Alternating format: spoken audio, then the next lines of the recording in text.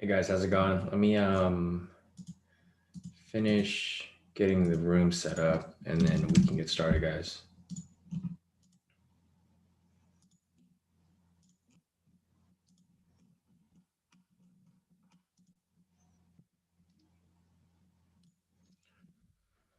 I'm gonna take a seat as well.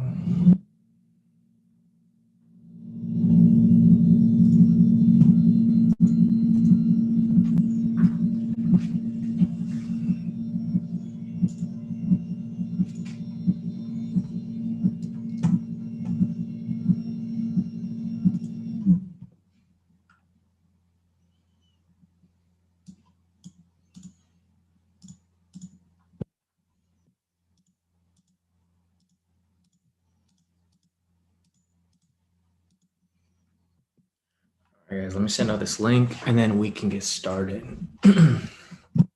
So let's see.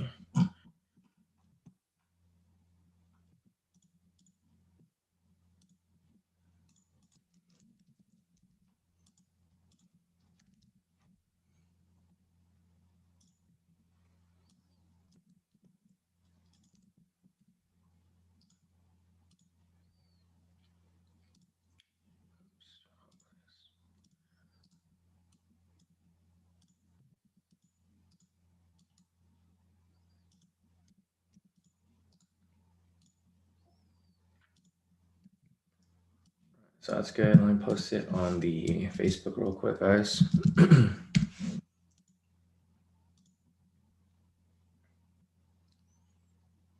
Morning, Victor. Morning, Usman. Morning, Hope. Morning, Cameron. Morning, Andrew. Morning, David. Morning, Larry. Let me just get this posted on our social media real quick and then we can get started, guys.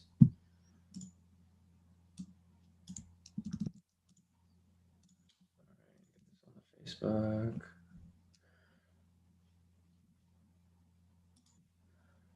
And get this sent over here.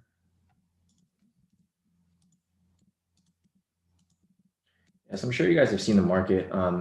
There's like slight reversals in the market. This always happens during NFP, guys. So the reason for us not taking trades this morning is because those reversals sometimes are just like big retracements.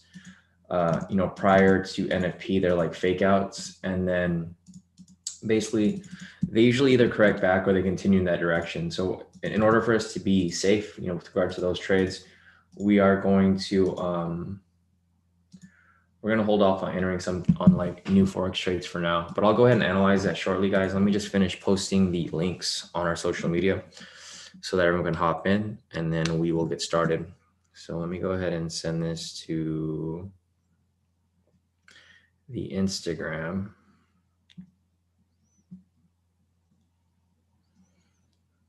All right.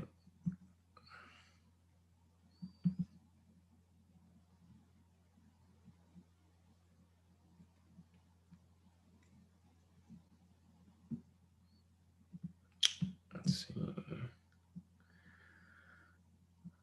right, I think we're good after this.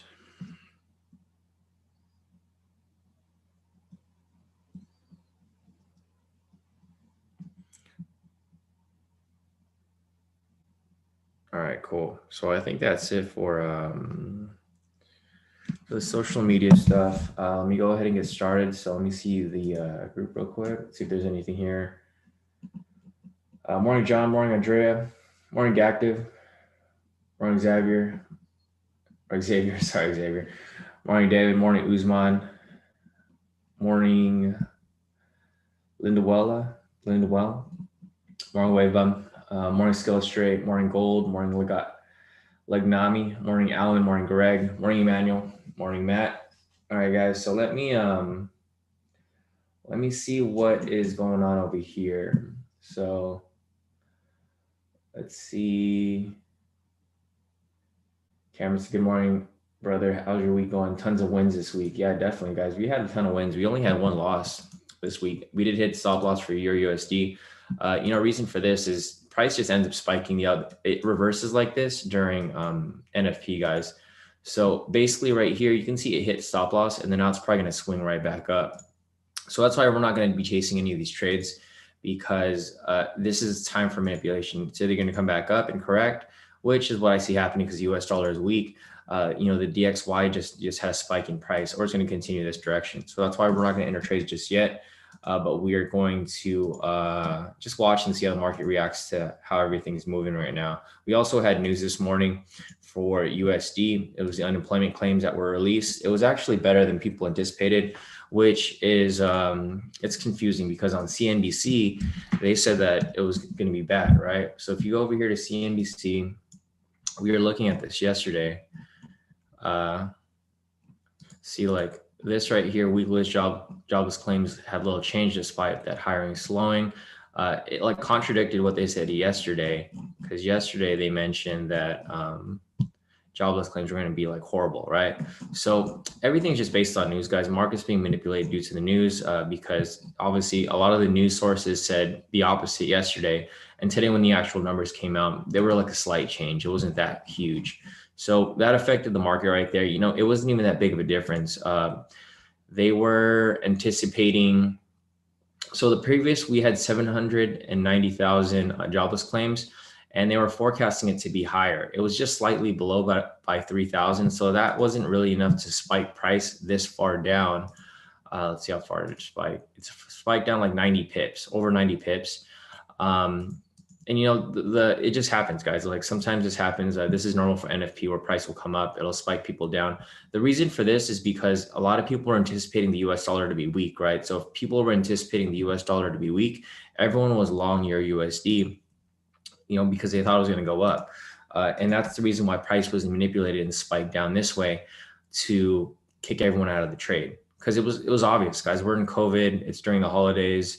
The holidays are over, so they're not hiring people anymore, right? Because why would they need people to be working when a lot of stuff is still closed here in the US? So, you know, just keep that in mind. Market gets manipulated all the time, guys, but we've hit so many TPs this week. Let's see how many full TPs did we hit this week.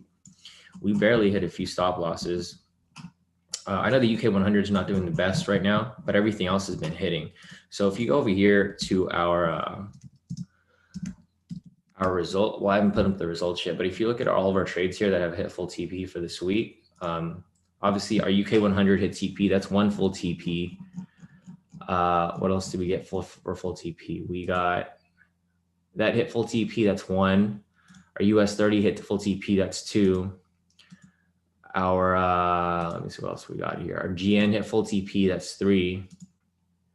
Our OddCAD hit full TP. That's four. Our other US 30 hit full TP, that's five.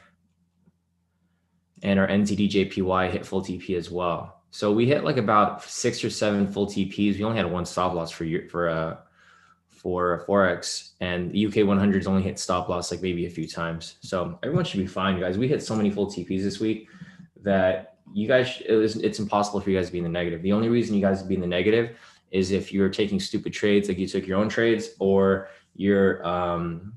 you were over leveraging, which, you know, happens with everyone. We always recommend risk management here, but, you know, a lot of people don't like to listen. And if you guys don't like to listen, you guys have to take responsibility for those losses. So let's see over here if there's anything else that we got over here. 44% loss today. Yeah, Skillstraight, you should probably sit out the market today if you're that close to your daily loss. You must have taken a really big lot size if you got that close to it. Emmanuel said I blew another account. How'd you blow another account, Emmanuel?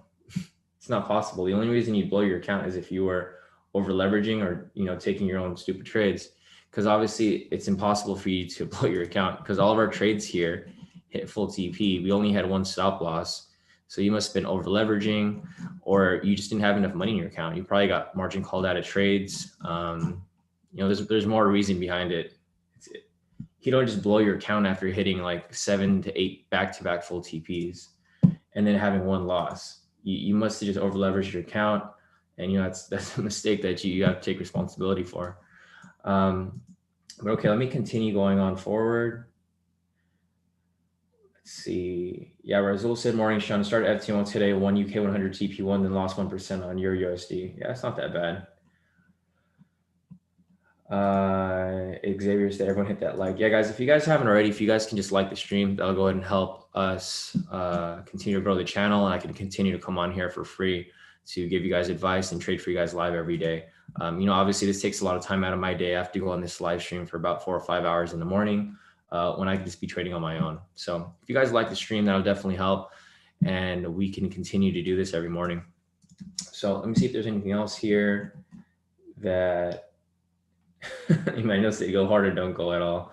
Yeah, no, I mean, I see what you mean, man. You definitely over leverage like your whole account on like one trade.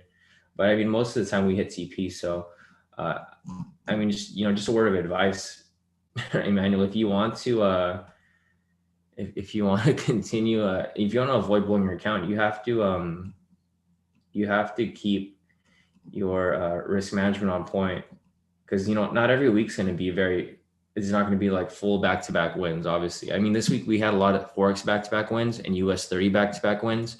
But if you took the UK 100 trades, then, you know, in that situation, then you might have gotten burned, because all of the other trades have been doing well. It's just this week has been really tough for UK 100. And the thing is, the stop loss for those are pretty tight. So you have to adjust your risk based on that stop loss, because that stop loss is tight for a reason.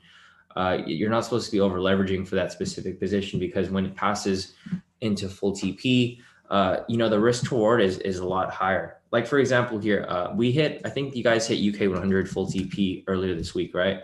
So let's see. Yeah, so UK 100 hit full TP on Monday for 600 pips. So if you guys took the 3 losses after that, it's only been 200 pips, right, each. So you'd still be at break even. So it just, keep that in mind, guys, because on Monday you hit full TP right here, right? 600 pips full TP. And then Tuesday, if you hit stop loss, that's 200 pip loss. And then if you hit Tuesday, that'd be 200 pip loss. So you should still be in either in positive or at break even for UK 100. So just keep that in mind, guys. I'm not sure what trades you guys are taking, but we've only hit stop loss for like 1 or 2 trades. Let me go ahead and see what else is going on over here before we continue. Morning, Lisa. Morning, Deswell. Morning, Braden. Morning, Vincent.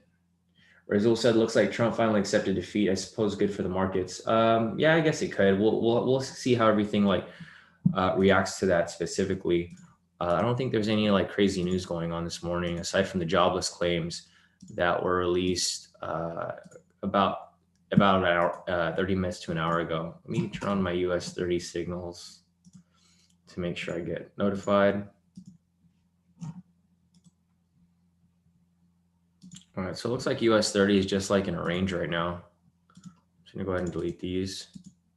Or actually, I'll leave that on for now, just to see what's going on here. I do have my alerts on, so when we do get an alert, we will be looking for a trade. So looks like we'll probably be looking for a buy, because the last signal was a sell. And I think that's it for the zones here. Let's delete these off the chart. Yeah, the market's US 30 has been a mess, guys, because it's just been like pretty much ranging for the most part.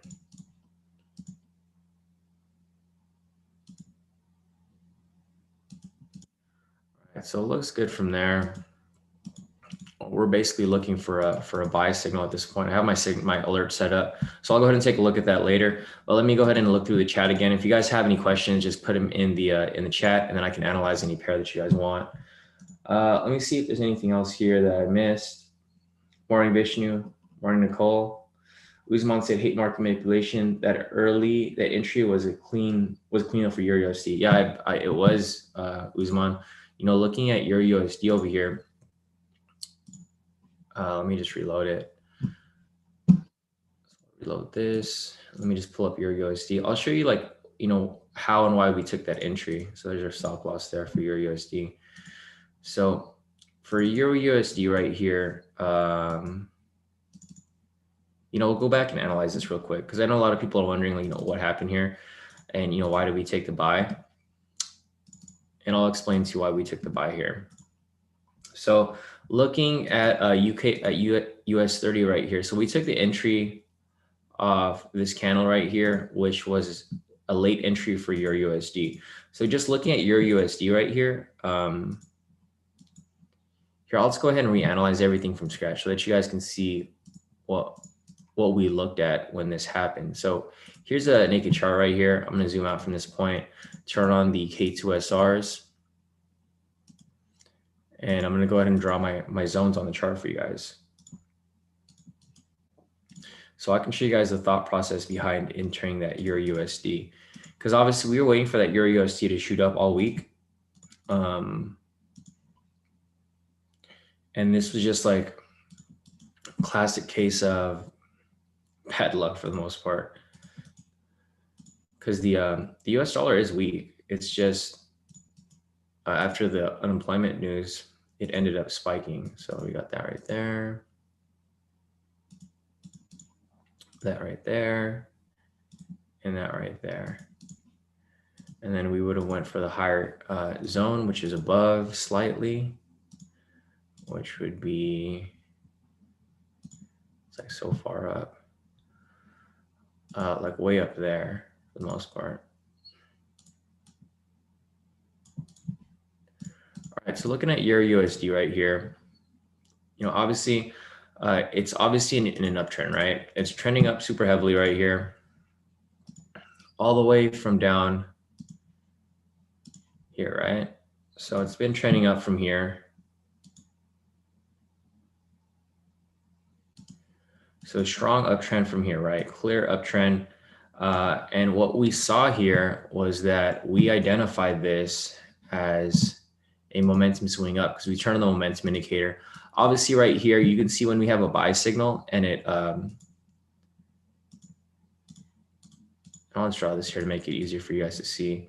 So like right here, we had the rejection of the structure.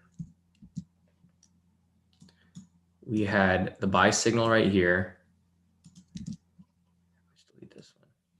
So we had a rejection off the structure, the buy signal, and what happens from there? It usually pushes up to the next structure, right? Pushes up to the next structure. Again, right here, we have another break in structure, and then it ends up pushing up to the next structure, right? Some retracement back down, buy signal right here. Oops. So right here, we have a rejection, buy signal, break in structure, right? What happens from there? Same thing that happens here. It usually breaks structure, pushes up to the next one. You know, another break in structure here, pushes up to the next one, and then so on. You guys get the picture, right? It's the same thing every single time. We get a buy signal, a break structure, it pushes up to the next structure. Buy signal, break structure, pushes up to the next structure. Buy signal, break structure, pushes up to the next structure. Same situation right here, same exact pattern. You know, obviously we had the rejection from here. We had the buy signal right here. And then it broke structure right here, right? So in this situation over here, we'd have a buy entry, and that's why we entered our long position right here, because we anticipated it to do the same thing it's been doing pretty much the entire time. So basically what happened here was we entered this position, and then we took a long position. And, you know, generally this is supposed to go up. Reason for that is because the US dollar is weak. You guys have to understand that all this craziness is going on in the US, plus we're printing money for the stimulus, plus COVID, plus just nothing going good for the US, right? So obviously this would continue back up. However, you know, when this happens right here during NFP week, it usually ends up reversing randomly, like as we get closer to NFP. NFP is tomorrow. So basically right here, it reversed down right here. And at this point, it'll probably keep coming down slightly. And then probably by tomorrow, by NFP, when they release the unemployment data, it's probably gonna spike right back up because the data is not gonna be that great. I mean, even today, you saw the claims right here. It was only down by like 3,000 claims, which is obviously not, it's not a big difference, guys. It's not like the economy is getting good because some people are off unemployment. Most of these people are just getting kicked off because they've been on unemployment since like last March, right? When COVID happened. So these people aren't technically getting jobs. They're technically just getting kicked off unemployment. So you guys got to keep that in mind when you're thinking about fundamentals here. And this is something that we couldn't have avoided, right? Obviously, like Usman said, this was a great entry. It was clearly a great entry because if we had this right here, there's no indication that it's going to go down a stop loss, or even if it did go down, it would be like a slight break and retest and it shoot back up, right? So obviously market was manipulated at this point, and it pushed price down, which is fine. I mean, we probably just entered this EU trade a little too late because all of our other USD trades did pretty well for the most part. So everything's just reversing at this point, guys. We're not technically reversing. They're just retracing back temporarily due to the news. So I'm not too worried about it. And that's why we're being careful right now, because we don't want to get caught in these fake outs. Generally, what will happen here is they'll try to fake people out. They'll spike price down and they'll have people enter short positions now, right? Because what happens here is people get stopped out of this trade and they don't realize that this is only like a small retracement that's happening due to the news and due to NFP. So what happens here now is people are going to enter short positions right here, right? Because they're going to follow this in the other direction. They're going to enter short positions, have their stop loss here, have their TP somewhere down here. And basically what's going to happen is they'll probably bring it down slightly. And then when you least expect it, they're going to spike it back up and stop all these people out. And then it's going to correct back to where it was supposed to go, right? It happens all the time. So keep that in mind, guys. And don't get caught in any of these fake outs, because these fake outs happen all the time. I've been trading for like 10 years, guys. So I've seen this like time and time again. Most of the time, you just have to eat that loss and move on with your trades. Don't get caught in chasing these movements, because the last thing you want to do is take a loss from taking that long position. And then you try to chase the movement down here because you think it's going to reverse. But little that you know, it's going to come down slightly to give you some confidence and then spike right back up to where it was supposed to go originally. So don't get caught in this move, guys. This move is just, it looks like a trap to me, right? You guys can see how I explained that to you guys. It's just the market makers and institutions fucking with you guys, because, majority of retail traders fail at trading because they're not following the right things. They're chasing these movements right here. So like same situation right here. You can see that the same pattern is actually playing out again over here. It broke structure, came up, pulled back slightly, and then it shot all the way back up, right? It's the same thing that's happening right here. Price broke structure, it's coming back down, it's gonna go down slightly, and then it's gonna shoot right back up. So just keep that in mind, guys, and don't get caught in these fake outs, because NFP is tomorrow. So expect a lot of crazy volatility from now until then. Probably later tonight, market volatility is going to die down because people are pulling out for NFP. But from now until then, you'll probably see some unusual movements until price ends up going where it's supposed to go. The US dollar is weak, guys. Keep that in mind. So we don't expect it to be strong right now. All right, so let me go ahead and check out what else we've got going on over here and see if there's anything else that I need to cover before we get started with the questions. Let's see if there's anything else over here real quick before we continue. Morning, Brian. Brian said, morning, Shawn. Thank you for yesterday. Definitely, guys. Yeah, if you guys saw, the mentoring session with me and Brian yesterday, we actually covered a lot of stuff. Brian actually figured out a couple of things with the indicators that he's been applying himself. And if you guys haven't already, like, you guys should definitely sit in on the mentoring sessions, because there's a lot of information that's being sent there. And a lot of people asking me more specific questions with regard to risk management, FTMO, just being successful at trading, guys. Like, I give out a lot of knowledge in those mentoring sessions because I'm able to do it one-on-one with a certain person. And I'm not getting all tied up with, all these randomness here. So Skillustrate said, when I woke up, I was happy I didn't drop more than a few pennies on Euro USD. Yeah, me too, Skillustrate. I only risked like about 3% on this trade. So it wasn't that bad because we had like 7 wins. So, for example, here, I had 7 wins, so 7 times 3, I was already up like 21%. So I lost Euro USD this morning and I lost 3%. I'm still up like 18% for the week. So it's not that bad for me, guys. This is why we always recommend to trade based off risk, not to trade off lot size specifically or profit, because each pair is worth differently. So you guys got to remember that, the AUD pairs are not the same value of the Euro pairs or the GBP pairs. These obviously cost more because they're worth more. The CHF, Euro, and GBP are going to cost more than the AUD, NZD, and JPY pairs. So keep that in mind when you guys are taking these trades, and make sure that you're always using proper risk management with every entry. Let me see if there's anything else here. Don King said, I wouldn't even bother responding to people who blow their accounts. Obviously, it's their own fault for not having proper risk management in place. Yeah, I agree, Don. I mean, it happens. Some people just want to take like crazy risk, right? Unfortunately, but it's like I mentioned before, you know, if you guys want to win or if you guys want to lose, you guys got to take responsibility for both the wins and the losses. Because if you're using proper risk management, you guys should be fine long term. Sam said, afternoon, morning, Shawn and K2 team. And I've missed being in live. I do watch the webinar back, but it's not like being live. Definitely, Sam. Good to see you here. I haven't seen you in a while. Must have been busy, bro. It's I think tax season is coming up soon. Yeah, it's January. I gotta get my taxes done soon too. Don said, move stop loss break even after it hits TP1 for UK 100. I agree, Don. And I actually did that myself. I took the UK 100 with you guys and I moved it slightly above profit. So I did make a little profit off that. Not huge, but I did make a little profit. Hey, what's up, Kyle? How's it going? Cameron said, gotta take every trade. Don said, gotta take every trade twice to be safe. I agree. David said, I think today and the rest of the week might be interesting. I agree too with like, you know, the movements and stuff going on.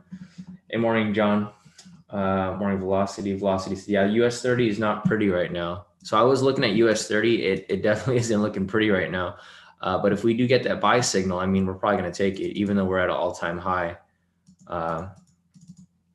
Still waiting for that signal right here. We got about 2 minutes left on this candle. This might give off a signal. So I'm going to get my phone ready to take this trade before it closes, because it might just close at the very last minute. Guys, you guys understand how that works, right? It happens sometimes. So I got my US 30 ready on my phone. I'm gonna go ahead and preset the entry over here. So if you guys are with us, this trade might be coming soon. So I'm just going to set it up right here just in case it does come. I don't know if it's going to come right now. We got about 1 minute left on this candle. So if this candle does close, we will be ready to take this trade.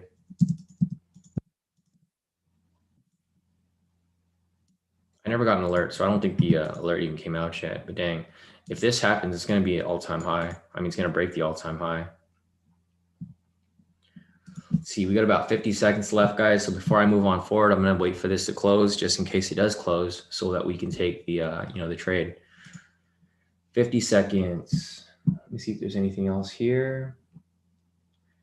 Yeah, Don said lots of wicks today on US 30. I agree. You know, the wicks here, I mean, it's been ranging for the most part. And it's just been moving weird. Like everyone thought it was going to drop right here, including myself, because it normally does, but it didn't. So we ended up getting burnt on that. Thankfully, I had a small stop loss. It wasn't that wide. So I was able to get out of the trade, you know, with a small loss, nothing too big.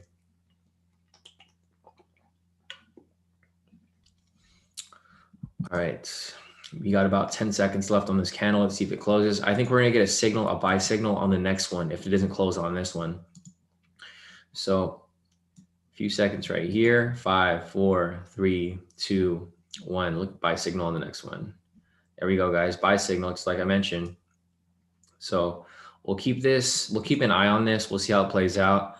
We have about 10 minutes left on this candle. So I'll go back and take a look at this. Otherwise, I'll look at the chat real quick before we continue further. Usman said AJPY is clean as well. So I'll check out AJPY for Usman real quick. We'll add that to the list. If you guys have any questions, feel free to put them in the chat so I can take a look at any pairs you guys want me to. So once I'm done looking at the chat, I'm going to go and answer all your questions, and then we can move forward with this. And I'll analyze all the pairs as well, guys. So if you guys don't have like that many questions, I'll go down the entire watch list, and then I'll show you guys like, you know, what I was looking at and these reversals in the market that are happening temporarily due to a lot of these other things. Verdun said, can I pass FT mode through only US 30 trades with 50 lots each trade? Yeah, Verdun, that's exactly what I do. That's how I pass all of mine, and that's how I continue to trade mine daily. David said that's exactly what Shawn does, and now has 3 accounts. Definitely. Yeah, Don said, Rasul, good job. That's what I usually do. My number 1 priority is preserve capital. Second is making profit, because if you lose your tool capital, you've got nothing to work with. I agree, Don. That's 100%. So the thing with trading is, you know, the real key here is risk management, guys. It's about eliminating your losses. It's not about winning those home run trades every single time. The thing is, if you can lock in profits and eliminate all your losses, then you should always be in profit at the end of the week, the end of the month, and at the end of the year. It should be no problem for you to be profitable if you just eliminate your losses, right? That's the main key here. A lot of people think of it in the opposite direction. They think that they need to hit these home run wins all the time, but end up eating up all these losses. By the time they have one win, they end up like barely breaking even or still being in the negative. So you guys got to you guys got to change your thought process with trading, because obviously if you've been trading that way and you haven't been using proper risk and you haven't been profitable, you obviously aren't doing something right, right? So, take that as advice, not just from me, but from other people here in K2 that are, emphasizing that risk management is the most important thing with trading. That's the main reason why this would be important. So let me keep going down the list over here and see what else we need.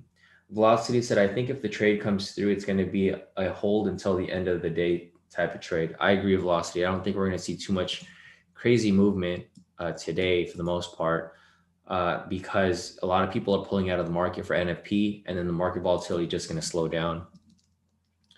So let me see what else we've got over here. Rizal said, Don King, thanks. Although I need to make 7K profit FTMO, it's definitely doable. So don't worry too much, Rizal. That's only like maybe 3 trades or maybe 3.5. Usman said, I'm not feeling a buy on US 30, to be honest. I'm still expecting a big drop. No, I am too, Usman. But the thing with this is that let's check out the IG sentiment, right? So if the IG sentiment shows that there's a lot of sellers for US 30, which is probably what is going to happen, because everyone's thinking the same thing you're thinking, right? So we got to do the opposite. We can't be doing what everyone else is doing. So looking at the Dow right here, 73% of people are short, right? That's a lot of people that are short of the Dow. So with that said, we don't want to short it just yet, because what's going to happen is they're probably going to shoot it up to stop everyone out. But what I do recommend is that everyone adjust their stop loss, right? Use the exit strategy, because even though we're going against the grain and not going where everyone else is trading, you still have to be able to eliminate your risk, guys, because we don't know how far it's going to go up, right? It's already pushed an all-time high. It might push even higher, but how high can it go, really? Realistically, it's already at 31,000. Is it going to push up this high? It might, or it might not, guys. There's no guarantee that it's going to push up that high. So when we do take this buy, if and when we do, you guys got to remember to use the exit strategy. It's going to be super important that you guys use the exit strategy, because we definitely don't want to get caught in any reversals or anything like that. So here we go with a US 30 right here. We have about 5 minutes left. So I'm going to keep going through the chat real quick before I start analyzing these pairs, so that we don't miss this entry right here. So if you guys have any questions, feel free to put them in the chat, and then I'll go and analyze them for you guys after we're done with the US 30 right here. We have one more question from Tracy. Hey, Tracy. She's asking if I can explain why UJ went up. So my explanation for UJ is going to be similar to what I discussed earlier with the market manipulation due to the news this morning and due to NFP coming up tomorrow. I'll go into that in detail shortly, but just give me a second, and then we'll wait for this to close first in about 4 minutes. If this doesn't close, we'll move on to the next pair. Otherwise, we will take this trade and we will let it run while we analyze further. So let me see what else we got over here.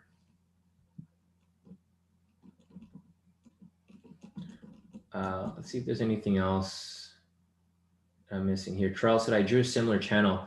Mine's still within the channel in EU, but I'm not in trade. Yeah, exactly, Trell. Like, it was obvious that EU should have went up. Unfortunately, it pulled down. But, it's just all part of the game, guys. You guys got to eat those losses when they happen and bounce back from them.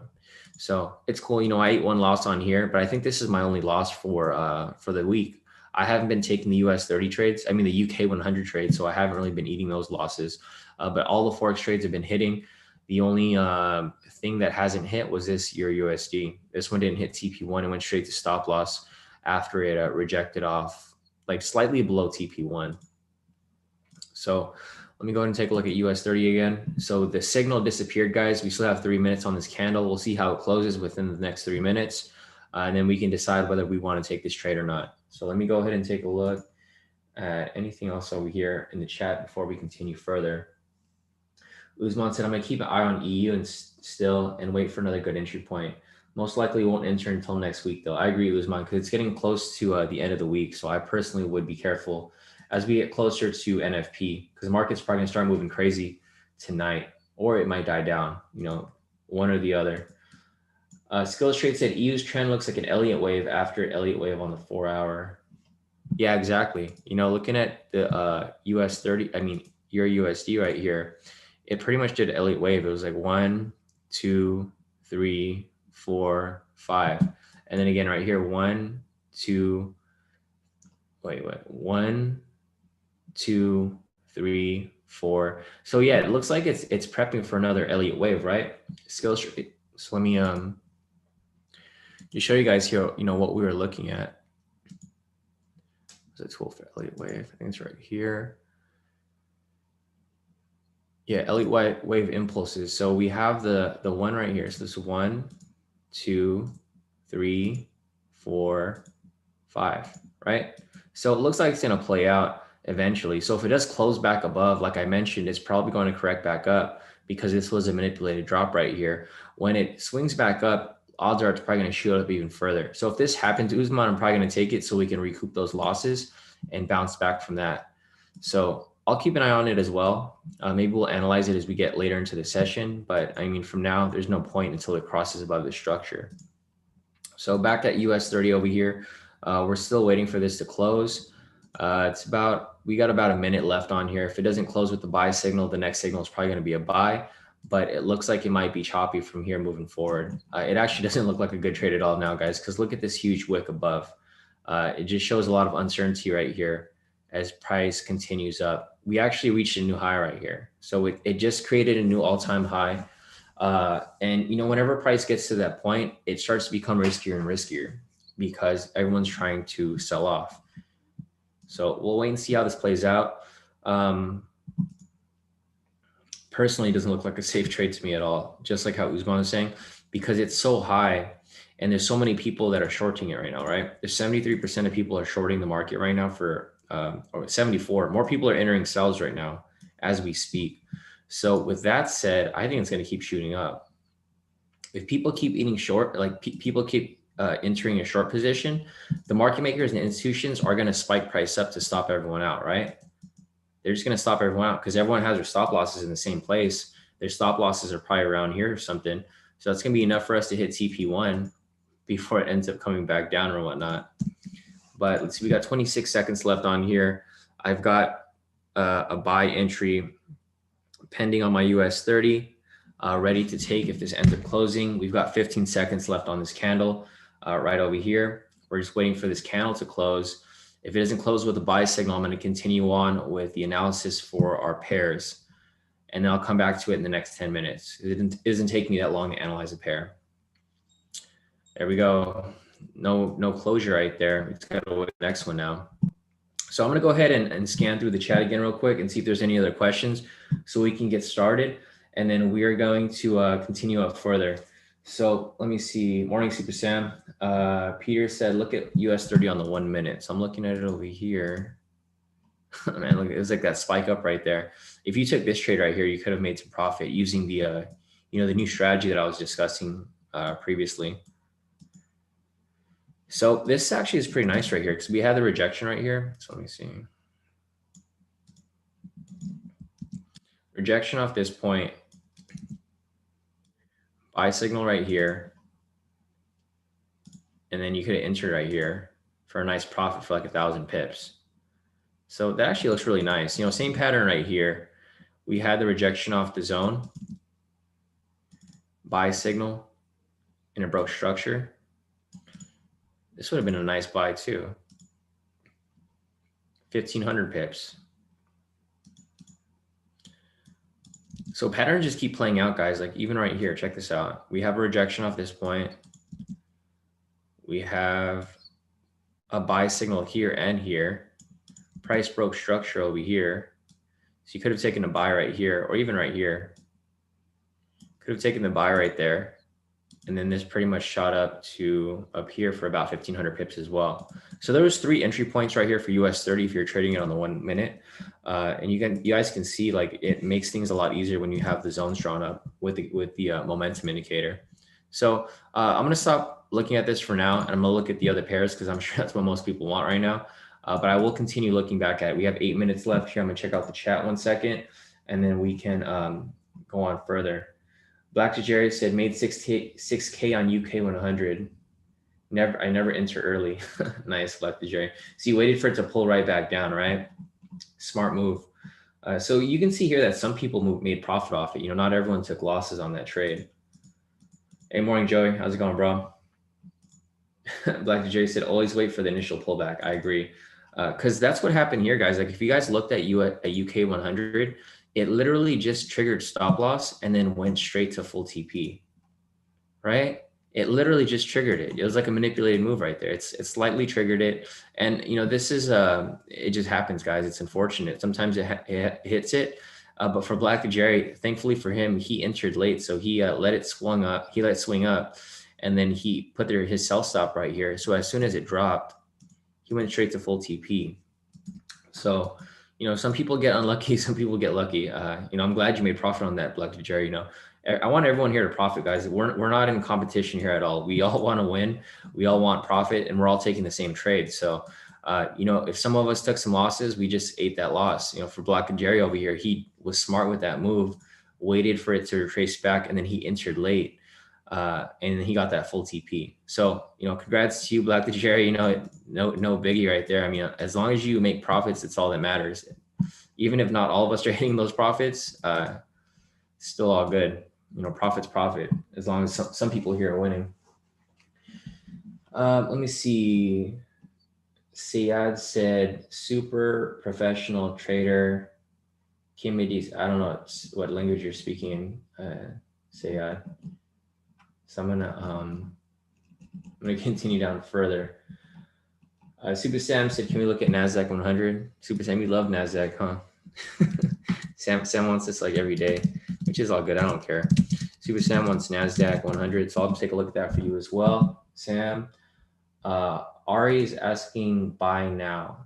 Sorry, Ari, I'm not sure what you're referring to. If you guys are gonna ask like a specific question, make sure to put like your pair and like your pair and like be a little more specific with your question, because the thing is I'm going through the chat and a lot of these times I'm missing a lot of these as we continue to move forward down in the chat. So Ari, if you want to put like what pair you're talking about, I can take a look at it, but I'm not sure what you're referring to when you said to buy now. I'm not sure if you're referring to US 30 or if you're referring to your USD, because we're looking at buys for both of those. So if you can be a little more detailed, I can take a look. You know, otherwise I will continue on with the chat real quick before we continue. Emmanuel said your friend Fury sent a buy UK 100 signal. Can you show what you think about UK 100? Yeah, sure. So let's see, Emmanuel. Let's just take a look at UK 100. So add that to the list. Razul said is lot 15 not more than 2%. It's about 2%, Razul. It's somewhere around there. David said you don't have to use 15 lot. Simply do the math and use a risk you're comfortable with. I agree. Varun said took the buy signal on US 30 on a 5-minute time frame. I'm already up 350 pips. Nice, Varun. So Varun took the buy signal right here. Okay, so he's in profit right now. He took this buy signal right here, and yeah, he's in profit about, well, he hit about 750 pips. Now I'm profit about 600 pips. So that looks good, Varun. We do this sometimes where we enter on the 5, but it's just a little risky. So I stick to the 10 because that's normally what we trade on. So I'll leave that alone for now. We got 4 minutes left on that candle. Let me just continue to add these pairs to the list, guys, so that we can move on. So right now we currently have AUD/JPY for Usman, USD/JPY for Tracy, NASDAQ 100 for Super Sam, and UK 100 for Emmanuel. So those are the pairs we're going to be looking at as we move forward. If you guys have any other questions, just put them in the chat, and then I can look over any pair that you guys want. So we have about 3 minutes left on here. I'm going to zoom through the chat real quick and see if there's anything else that I can look for before we move forward. I want to get started on these analyses after this candle closes. So Let me see if there's anything else here. Kasim said, hey, Shawn, do you take the same trade on 3 accounts? If so, how do you do it? Yeah, I use a trade copier like David said over here. It's the trade copier social trader tool. So if you Google social trader tools, that's the one that I use. And it's pretty much simple. You just have one master account and the other accounts copy exactly what that master account does. Razul said, I use 2% risk max. Razul said, damn, US 30 went up like 40 pips while waiting for the momentum. Yeah, exactly. But this doesn't always happen where it just shoots up like that. That's why we were being patient for this signal to close, because we've done it before where we've entered a trade too early and then we ended up getting burnt, right? So that's why we're being careful with this, especially with the current market conditions and the market moving a little weird today. So it's still pushing up right here. If this closes in the next 2 minutes, we'll take the trade.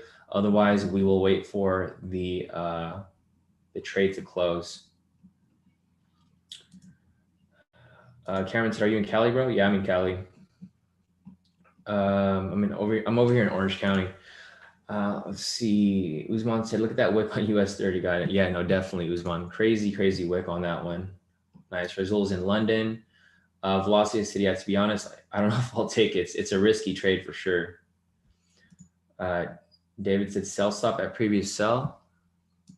Right here on US 30, David? I don't think so. Not yet. It looks like it's still pushing up, bro. So we'll see how this plays out. We'll have to see. Yeah, Vishnu said lose less to win more. Exactly. You guys just got to be very careful with risk management so that you guys can always end up in profit at the end of the week. Rob said Bloomberg TV. Bloomberg says market rises after Biden is actually confirmed as next president. Yeah, definitely. I could see that happening too. It's like a lot of good morale. Congress confirms Biden election as president. Morning after Trump fueled mob invades Capitol. Damn, stocks hit record high. Shit. So it looks like everything's pretty bullish. Look at the Dow Jones is up almost 1%. S&P is up 1.43. NASDAQ is up 2%. Russell 2K is up 1.42%. And the VIX is down 9% right now. So everything looks good for the most part. Looks like the stock market's going to continue to push. And we will be waiting for this candle to close. Man, if this candle doesn't close, I think I'm going to hold off on US 30 today, guys, because it's already pushed up too high from this point. It's already pushed up 1,000 pips. So I don't know how much higher it can push. It's already at an all-time high. It's going to be very risky for us to take this trade higher and higher if it keeps pushing up and it doesn't close. So we'll see how this closes right here. This might be the full confirmation. We've got about 40 seconds left on this candle. I got my phone ready in my hand to take this long position right here. And we'll see how this plays out. So we got 30 seconds left, guys. I'll just count down as we get closer. We've got 20 seconds, guys. Just over here. We've got 15 seconds, guys. We got 14, 13, 12, 11, 10. I got my phone here ready to take this if it does close.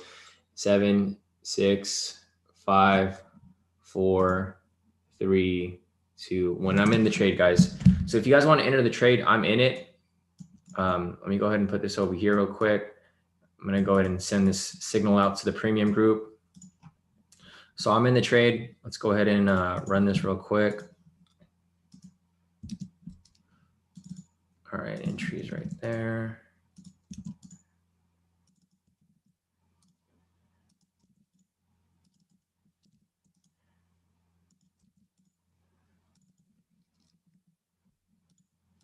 Let's go.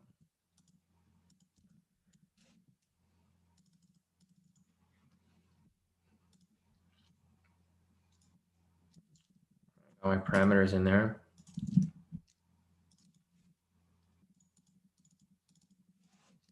So let me add this. Mine over here is 30985.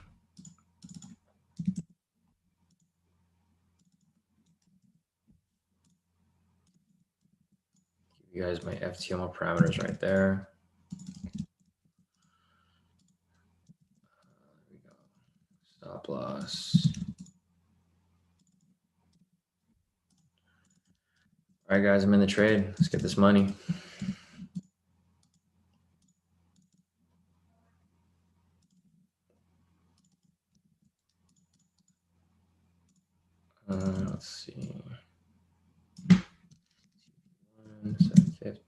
it's full TP actually.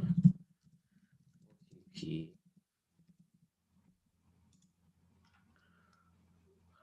Let's continue these.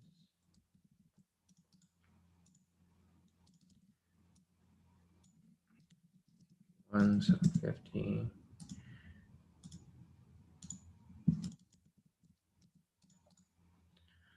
All right, guys, I'm gonna let that be. I've set my alerts up. I'm currently in the trade. I think everything else here is good for the most part. Yeah, everything's at a high right now. So let me go ahead and set my stop loss and TP for, I'm in profit right now, guys. I'm about 200 bucks in profit, or about 100 going to 200. Looks good for the most part. So let me just set my stop loss here. It's at 38.35, and then I got 30 points, 31135. All right, show. I'm in profit right now, guys. I'm in profit 200 bucks. Looking good so far, guys. So I'll let that run for a second. What the fuck? The numbers are all off. Okay, let me. Oh, I think I put the wrong parameters. All right, let me get this over here real quick. Put the FTMO parameters on there. That's why. Okay, let me just forward this over to the premium group.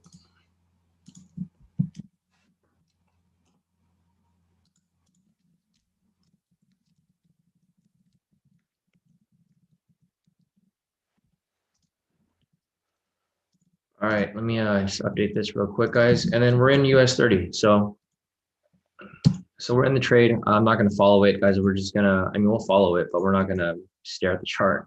Let me just go ahead and take a look at everything else now. So if you guys have any questions, feel free to put them in the chat. I'm making a list right now for all the pairs to analyze for you guys, and then we can move forward from there.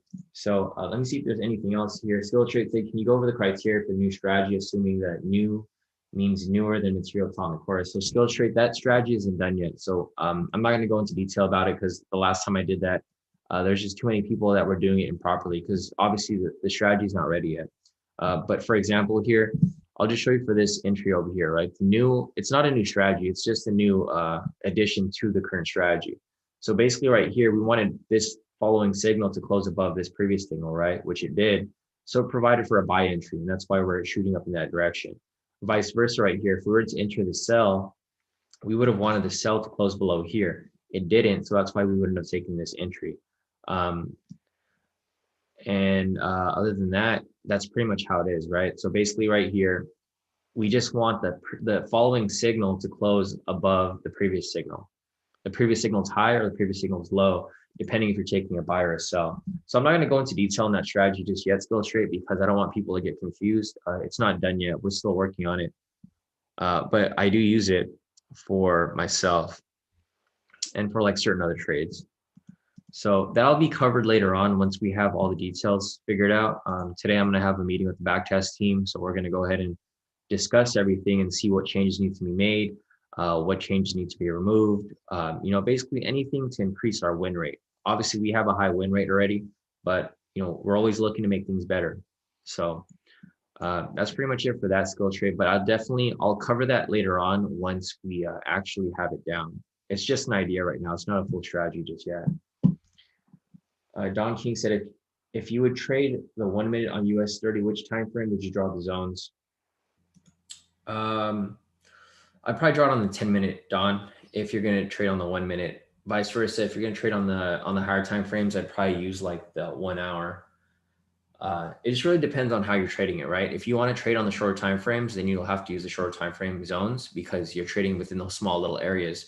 But if you're trading for the intraday, then you'd probably use like maybe the 1 hour or the 4 hour to draw your zones. Black the Jerry said, let's see what he said over here. I got it right at the top of the red on your box. Nice. So you got in that UK 100 like perfectly, right on point. John said I did well with UK 100 last night. Nice, nice. Yeah, it's good to see that some people hit profit on those. It's just it's just a little risky with how the market was moving lately. Braden to Shawn, is there upper level on US 30 now? No, there wouldn't be, Braden, because US 30 is at all-time high. The zones only get created if price is retested a certain price point more than twice.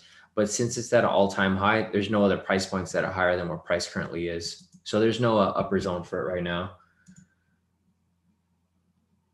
Don said, I'm waiting for the guy to ask for oil. What's his name? I forgot. I know you're talking about though. It's one of the guys. He always asks for oil every morning.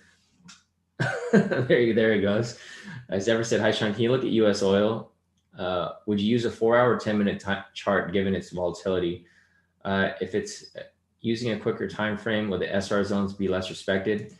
Yeah, Zephyr. So I always draw my zones for anything aside from indices on the 4-hour chart. Oil is not super, I mean, it's volatile, but it's not worth as much as like Forex pairs, right? It's a lot cheaper. So even though it has a lot more volatility, it doesn't necessarily mean that it's going to be worth more than other pairs. So you can still trade that on the higher time frame, because obviously the movements are still the same. Like it doesn't matter which time frame you're trading on. But for oil, I do use the 4-hour. So I'm going to go ahead and take a look at oil for you too, Zephyr. Let's see. So Zephyr wants me to take a look at US oil, and I'll analyze that for you guys shortly. Let me see if there's anything else here. Billy said only 71% of people are short. So what if they're pushing up to stop them out, then they go all into buys where they dump it and to get that money and restop them out? Yeah, I mean, that could happen, Billy. It does happen all the time. That's like, clear market manipulation. It's basically what happened here with our trade yesterday, right? So, well, we hit full TP yesterday. So I'm going to use this for an example here, just real quick, just to show you guys what happened with yesterday. So basically right here, we had our buy position, right? We had our buy position here for 1,500 pips, which we hit full TP, right? We took this trade yesterday, it hit full TP, and it did exactly what you just mentioned. There's so many people that were long here, or no, there's so many people that were short here, or yeah, basically short. So what they did is they gave them a little confidence, right? They pushed price a little bit lower. So what happened here is they fake people out. They push price right here. Let me turn off the indicator. They push price down to give people confidence that price was likely to drop from here, right? So they trick people to enter some shorts, and then they spike price right back up, right? They spiked it right back up. And then what happened here again was they dropped it once again to lure people into these sells. So they lure people into these sells right here to basically stop everyone else out, because they're just tricking people. They're luring them in and then stopping them out in both directions. So right here, this is where a lot of people entered short positions again right here, right? They entered a short position, but in reality, they did the opposite. They pushed price where everyone else wasn't, because everyone was shorting, and they spiked it all the way back up to stop all those people out, right? Same situation. And that's why we're not necessarily trying to trade where everyone else is trading, because we don't want to get stopped out in that opposite direction. So I prefer to take a long position here, even though people are entering shorts, because you don't want to trade where the majority of people are trading, obviously, because majority of people are going to get kicked out of this trade. So like looking at the sentiment right here, this sentiment isn't going to trade right away, right? You're not going to have like 30% of people just switch from short to long all of a sudden. The only time that would happen is if there's like someone that's pumping and dumping the market, right? There's someone that's big that's calling for shorts on US 30. Like if CNBC is like, yo, short the Dow 30, then people will short the Dow 30, and then that number will increase. Vice versa, if CNBC is telling people to buy US 30, then people will buy US 30. So, I mean, we'll have to wait and see, Billy, but market manipulation is it's part of the game. You have to understand it, and you have to be ready for when things are going to happen. That's why I mentioned once price reaches TP1 over here, make sure to move your stop loss and profit, guys, because you never know what's going to happen from there, because it's already at an all-time high. And we're not sure how far it'll continue to push up any further. So just keep that in mind. Don't get caught in these like crazy movements, and protect your position whenever possible. So let me go ahead and take a look at anything else over here. before we continue. Okay, so it looks like I finally made it down to the bottom of the chat over here. So Don's asking, definitely a risky trade if it's a buy because all-time high, and we already had a few huge bullish momentum candles. I agree. I agree it is risky. That's why I didn't want to take it at first. But I also agree that it might push up slightly, at least at TP1, because all of these short sellers right here are not going to make it easy on the market. So just keep that in mind. Let me check this real quick before I continue further. All right, let me just check this out real quick.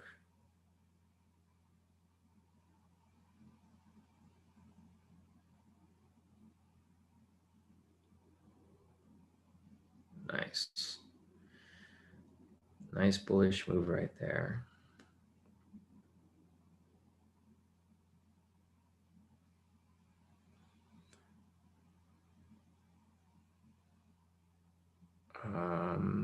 Sorry, guys, I'm just thinking right now to myself. I'm in profit about 500 bucks right now. It's looking pretty decent.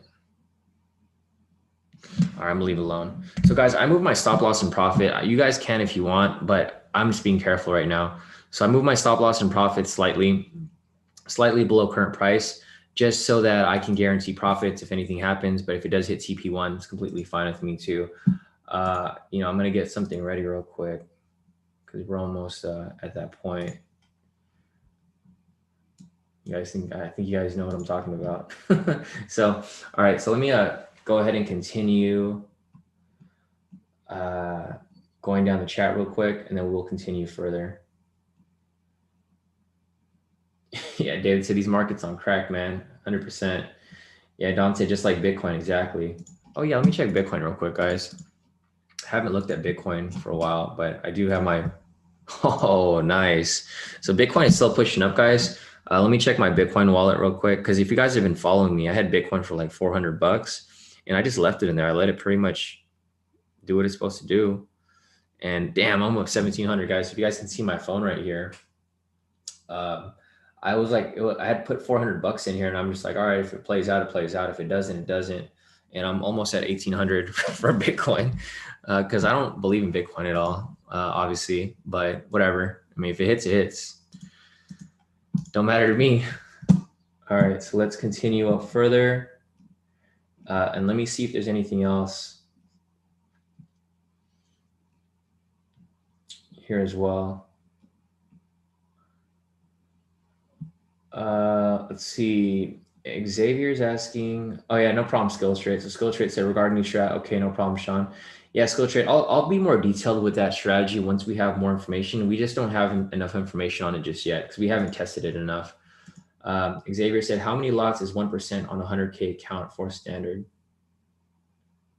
How many 1%?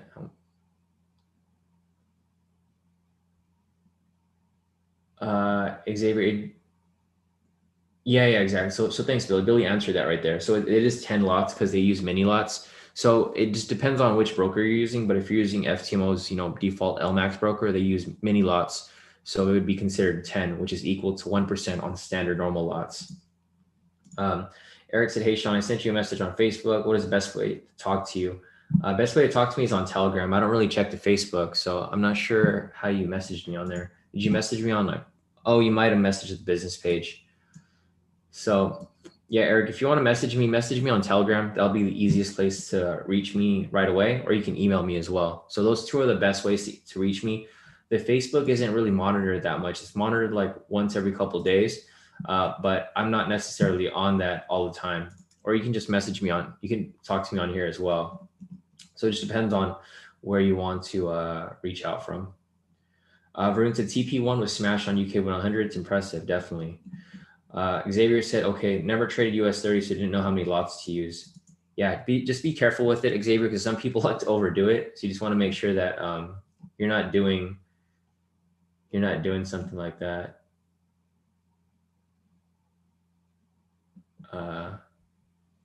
David said, if it goes 200K, like these crazies think, then you can cash out again.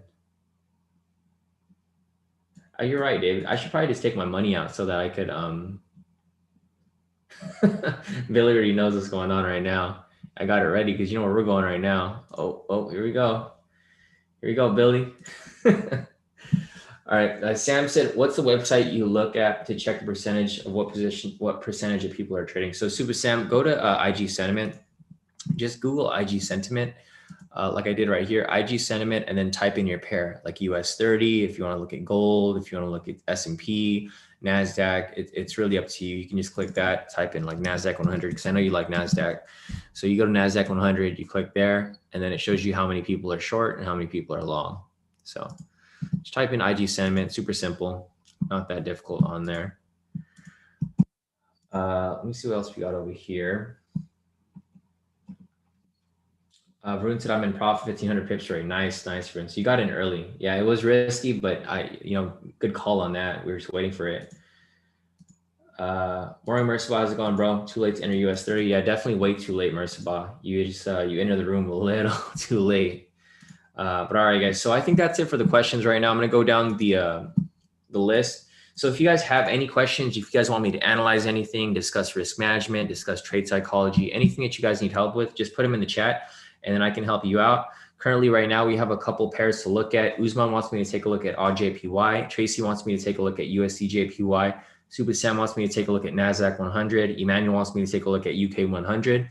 And Zephyr wants me to take a look at US oil. So just a quick reminder, guys, if you guys haven't already, if you guys can do us a favor and just like the stream and subscribe to the channel, that way we can continue to grow this channel and I can continue to trade for you guys here live free every morning.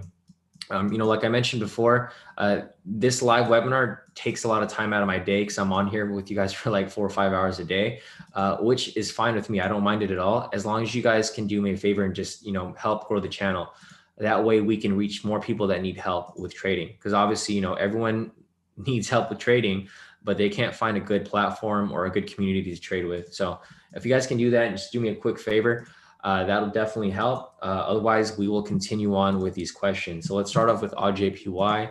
I will analyze that from scratch so that you guys can see exactly how I analyze pairs. So here we are with AUDJPY over here. I'm going to go ahead and take everything off the chart, delete that. And you guys can see from this point, we have a naked chart, right? I'm going to go through this pretty quickly. I'm going to turn the K2SRs to draw my zones. And then here we go. Let's draw our zones here. So we got that lower zone, this zone right here. And I'm just going to be quick with this, guys, because, obviously some of the zones don't really matter as much because they're so far below and price is way up here. So it's kind of irrelevant for the most part. But anyways, I'm going to go ahead and draw these zones right here so that we can see what's going on. And in order to get this upper zone, I'm going to go in the higher time frame, like the 8-hour right here, the daily right there, the weekly right there. And this is going to identify where the next zone is.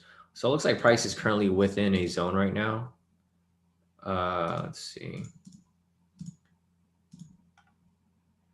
Yeah, so price is currently at a zone.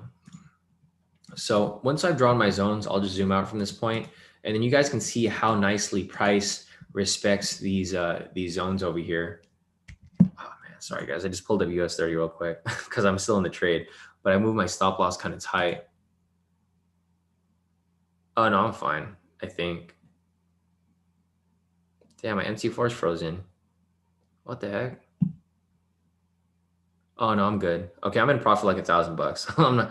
I was just tripping for no reason. All right, I'm still in profit for US 30. Back to AUDJPY. So you guys can see here, I drew my zones. You can see how price respects these zones pretty nicely, right? Price pretty much does the same thing. It tests the zone, rejection, tests the zone, rejection, and it bounces from zone to zone basically, right? So for here, I'm going to turn on the momentum indicator. Looking at this here, we have a bullish momentum right there, right? So let me show you an example of what I mean about, history always repeating itself. So just like I went over with EU earlier, for example, here, let me just make this a little bigger, smaller. All right, there we go. So looking at this here, you guys can see that the last time price rejected off structure right here. So price rejected off structure. Then we had a bullish buy signal right here.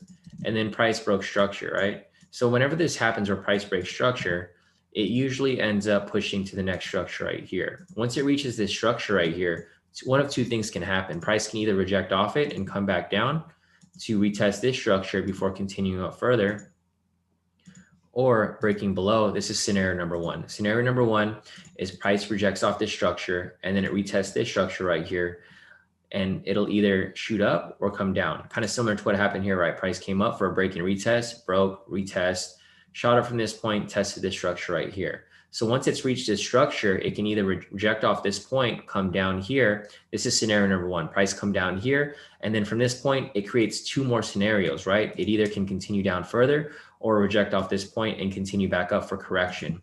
That's scenario number one. Scenario number two is, since we have a bullish bias, and the reason for that is because the previous signal was a buy right here. If price breaks this structure from this point and closes above here, then what do you think is going to happen, right? If price breaks structure just like it did over here and does it again right here, what's going to happen? Odds are it's probably going to continue up and test this structure before either rejecting off this point or continuing up further.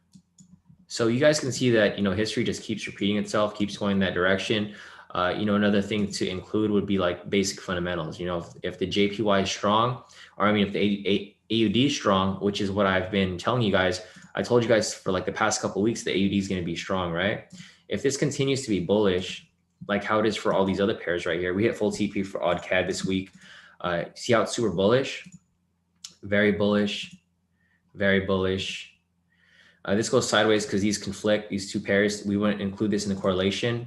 Here for odd USD, bullish as well. This will indicate that odd JPY is probably going to be bullish as well, right? So our bias right here would be bullish, and we would anticipate this to break structure and continue up further. So for me, until we get a sell signal, I'm not going to look for any sells. I'm just going to be waiting for this to break structure and continue up further. So that's basically what I see happening here for odd JPY. But the opposite can happen where price rejects off it, like it did right here, sell signal, and then it tests the structure down here before correcting back upwards, right? Exactly what I mentioned over here. If price wants to reject off this point, it can come down, test the structure, and then shoot back up. No biggie, right? But eventually it's going to come back up. So for here, for odd JPY, I definitely see this coming up right here. But we'll just have to wait and see how this plays out, because obviously we don't want to enter this trade too early. You want to make sure that there's confirmation when price break structure, similar to what happened right here, and then we can ride this up further.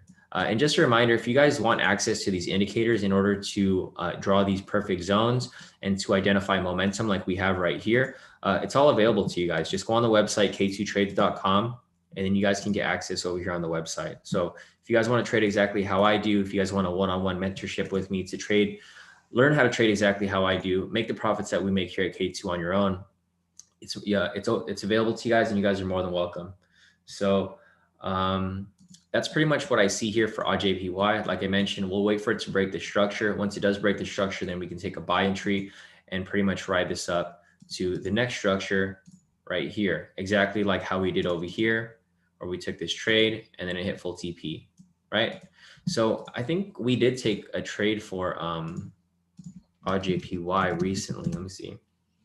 Odd JPY, there we go. So we took the trade right here on the 30th.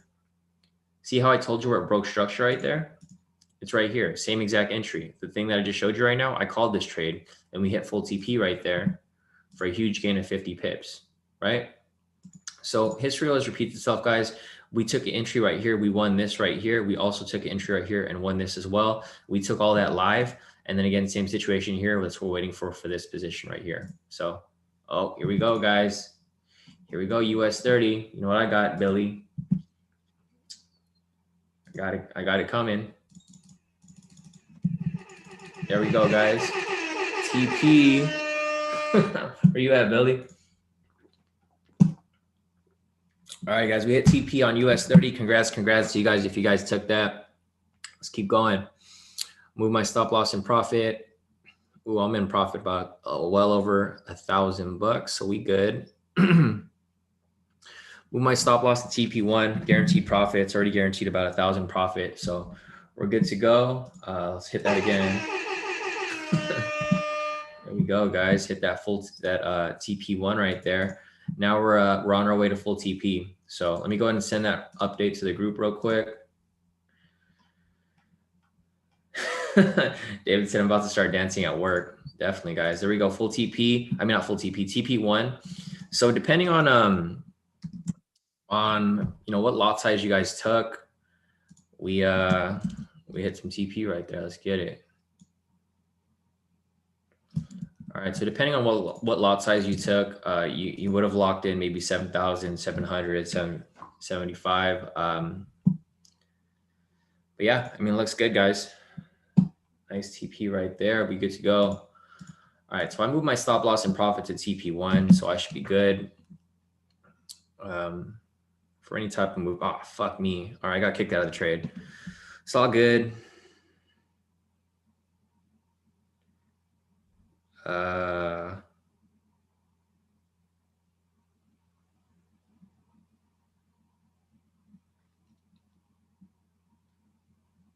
All right. So I will post my profits real quick. Let me see what I got over here for the day.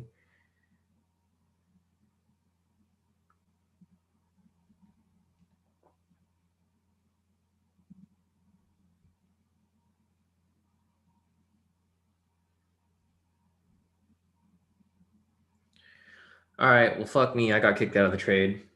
It's all good. But I mean, I'll show you guys my results for the month real quick because my payout is today. Actually, I'm gonna get paid out. Ooh, from FTMO. Nice.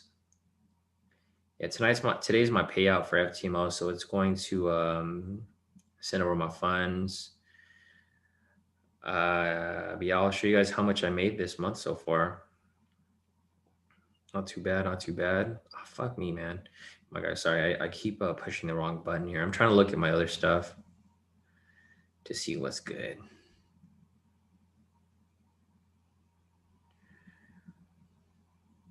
All right. So let me just post my profits over here. Man, whatever. It's all good. It was a risky trade anyways, guys. So I don't mind getting kicked out of this trade because I wasn't too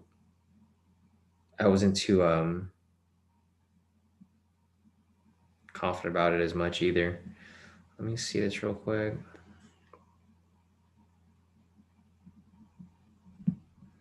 Sorry guys, I'm looking at my profits right now to see how everything played out.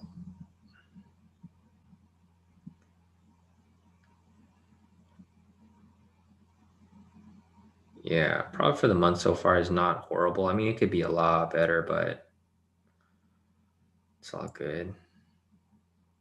30th. I mean, I can't complain, guys. I'm making basically free profit from FTMO, so it don't really matter to me. But yeah, I'll post this up right there. Hey guys, so here are my profits for the month for basically I took the UK 100 trade last night, but I did like a small scalp. So we had a couple losses. It wasn't, I mean, not horrible. It was like last month during Christmas week when the market was just moving weird. But overall, you guys can see here, I made 1,140 off this trade just now. I'm in total profit for the month, 8,754. You guys can see here that there's a withdrawal. So this is, a legit account. It's not, it's a funded account. It's not a challenge, not a verification. And it's not that bad. I mean, it's all right. I get my payout tonight, I think, or yeah, at 2 p.m. today. So I made about 8,000 on this specific account, 8,754. I mean, it's not a lot, right? But I have two accounts. So this is two of them. So 8,754 times 70%. So basically this is what I made on that times two. So for FTML this month, I made about like what, 12,000, I think. So it's not too bad for this right here. Velocity said, what did you withdraw 382 for? I had to do a withdrawal because I was getting that free account last time. Remember when I passed the other one? So I passed the other one instead of getting my instead of getting the refund back, I just got a free challenge account, 100K challenge account. So that's why basically David said to pay for dog food. Exactly. You guys have seen my dog, right? Where's Kaya? I gotta feed that dude like fried rice every day. Spoiled dog. Yeah, no, David's right. He said his dog eats real food. He's like a person, bro. He's like a human. Let me see. Got kicked out of our US 30 position in profit, but overall profits looking great so far. Just in time for my FTMO payout. This.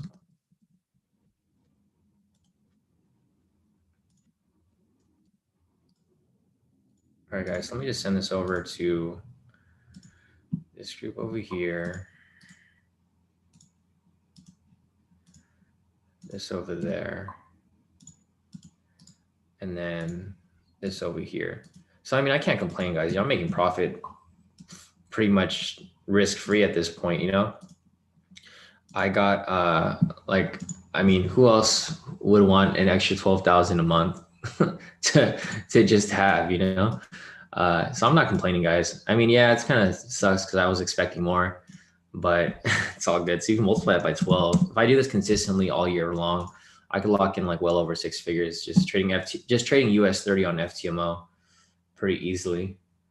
Sisu said, please make a video of your dog eating fried rice. Spot it on there.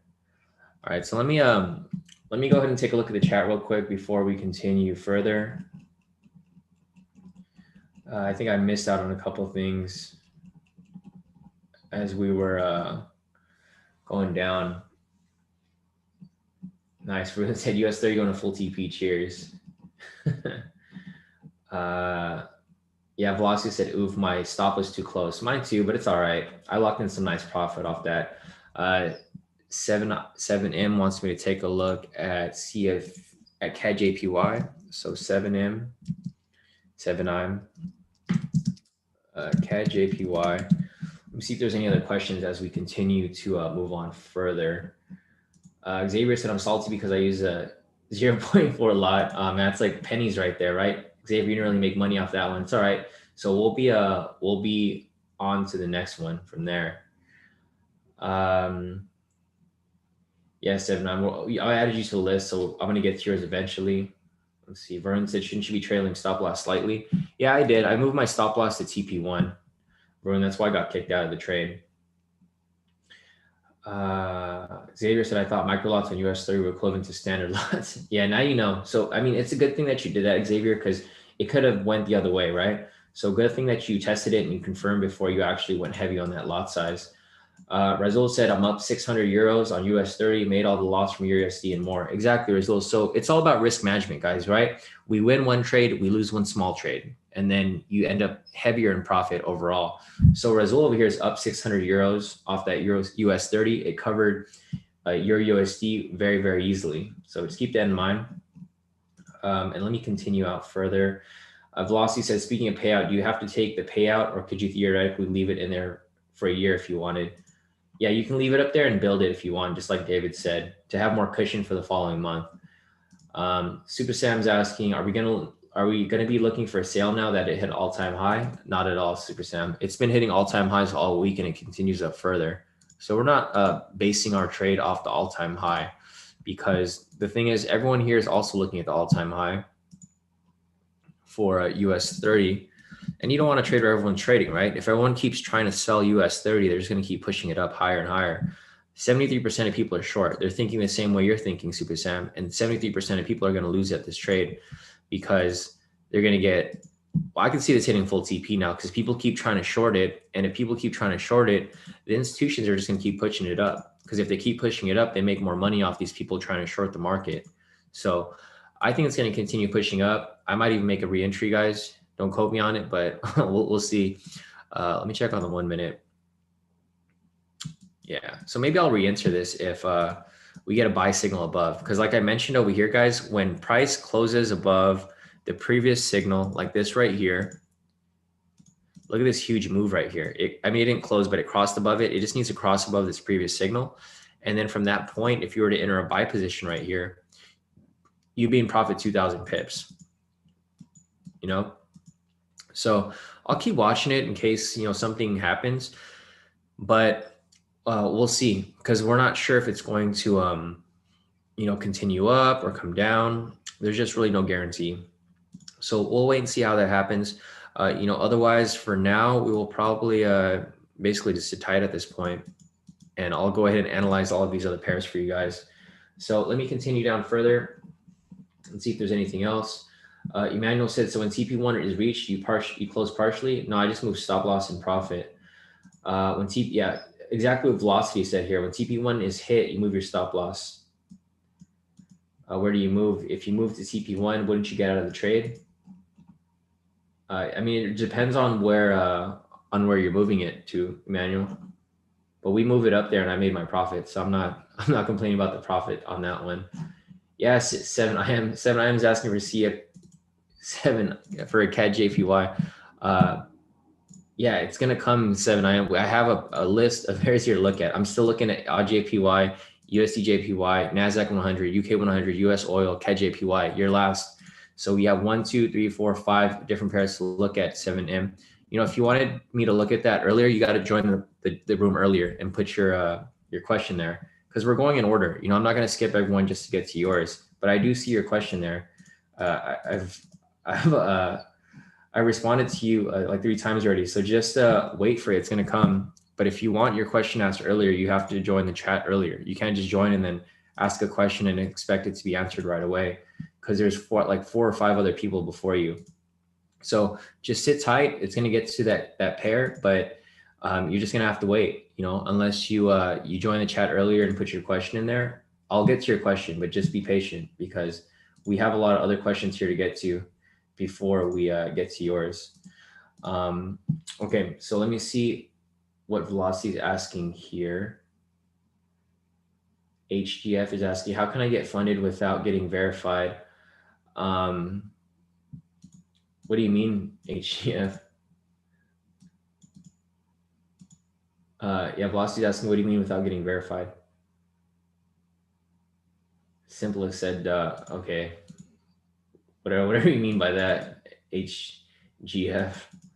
I don't know, we'll see. Okay, Xavier said, Xavier, that's exactly what happened to me yesterday. Super bullish move. I made a whopping 4.78 because I made my lot size too small. All right, cool. So I've just gone through all of the chat right here. So the chat just keeps getting longer and longer. So if you guys have questions, feel free to put them in the chat, and then I'm going to go over the list. So I looked over JPY right here. The next pair is going to be UJ from, I'll just go down the list here so you guys can see what's coming up. And then if you guys have any other questions, feel free to put them in the chat, and I'll get to you guys accordingly. I'm not ignoring you guys. We just have a list of other people who have asked questions before everyone else. So I need to get to those first. But for right now, we're going to look at USD JPY for Tracy. We're going to look at Nasdaq 100 for Super Sam. We're going to look at UK 100 for Emmanuel. We're going to look at US oil for Zephyr, and we're going to look at CAD JPY for 7IM. So we should be good right here. And then we will continue on as we push on further. Charles said, you don't need verification on your personal account, LOL. Oh, maybe that's what, honestly, I don't know what you guys are talking about, but I'll let you guys discuss that in the chat. Otherwise, I will continue on with these questions. I don't want to keep you guys waiting. So let me, oh, nice. Paul over here, his second challenge today hit profits. Nice. So let me just forward this to our profits for the group. Yeah, so Paul over here locked in. He took the UK 100 and the US 30. He locked in about 3,000. Very nice. Yeah, and he took another one right there, 3,000. So great profits right there, team. I'll show you everyone's profits a little later, but let me go ahead and go on with this analysis here so we can get through with it. So UJ right here for Tracy. I'm going to go ahead and delete everything off the chart. And here we go with the naked chart here, guys. I'm going to go through at least a couple pairs before I check out the chat again, guys, because I don't want to fall too far behind. So right here for UJ, this is a naked chart. I'm going to turn on the K2 SR indicator, and then I'm going to hit the rectangle right here, and then draw my zones on the chart for you guys.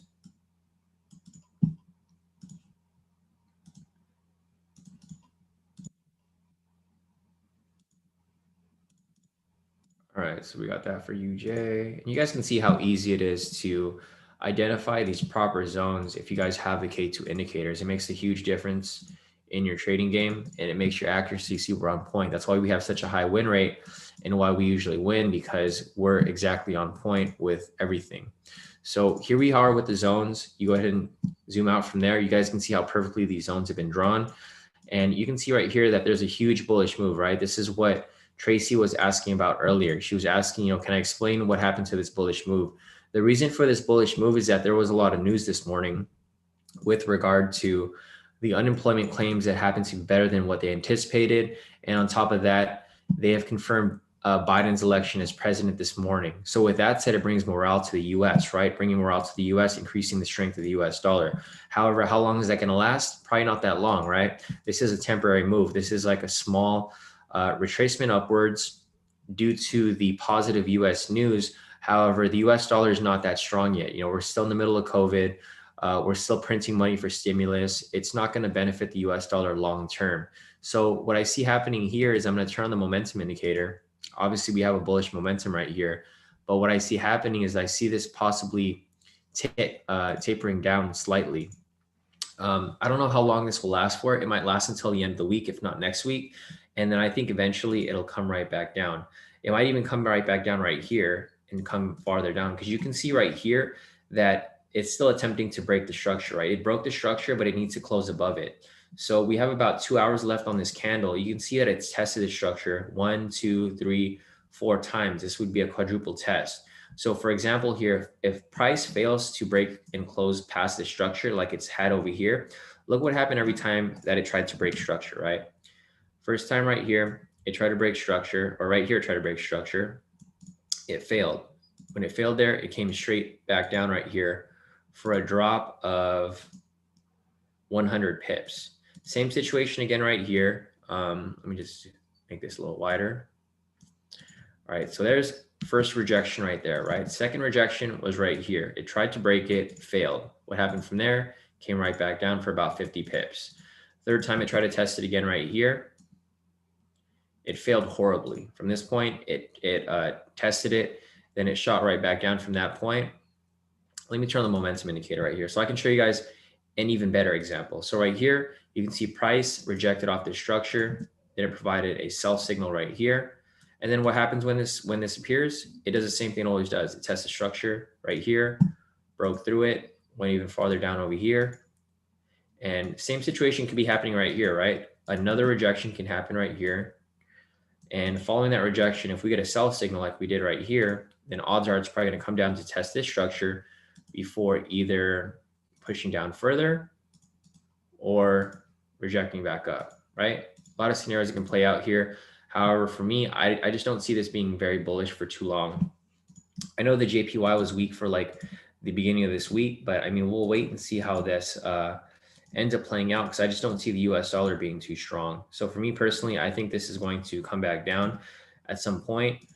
We can go ahead and take a look at all the JPY pairs to see if they're bullish. So right here, UJ is bullish. I think AJ is bullish as well. So this is bullish right here, but they're all hitting some resistance, right? So they might all come down slightly. CAD JPY is bullish as well. CHF JPY is bullish as well. EJ is bullish right here. GJ is bullish as well. NJ is bullish right here. It hit our full TP, but it looks like it's starting to taper down, right? It's starting to range right now before it can either come back down or swing up further. So we'll have to wait for that. For UJ right here, this is a different type of pair because it's paired with the US dollar. This just indicates that the JPY is weak right now, right? But the problem with that is that they're both weak. The US dollar is weak, the JPY is weak, so it doesn't necessarily benefit it all that completely, right? Because the thing with this is that, sorry guys, I'm just reading these messages over here from everyone over here. Yeah, so just looking at this right here, like I mentioned, there's been 4 rejections at this point. This would be the 4th one. If we have a rejection off that point and it's followed by a sell signal like we did right here, then we can anticipate this to drop from this point and we can take a short position. But yeah, back to your question, Tracy. I'm not sure if you're still in the chat, but like I mentioned earlier, this bullish move right here was due to a lot of things in the news this morning. With regard to Biden getting confirmed as the president. On top of that, the Oh, Facebook will block Trump from posting at least for the remainder of his term. Damn. Okay. So that, see, there's a lot of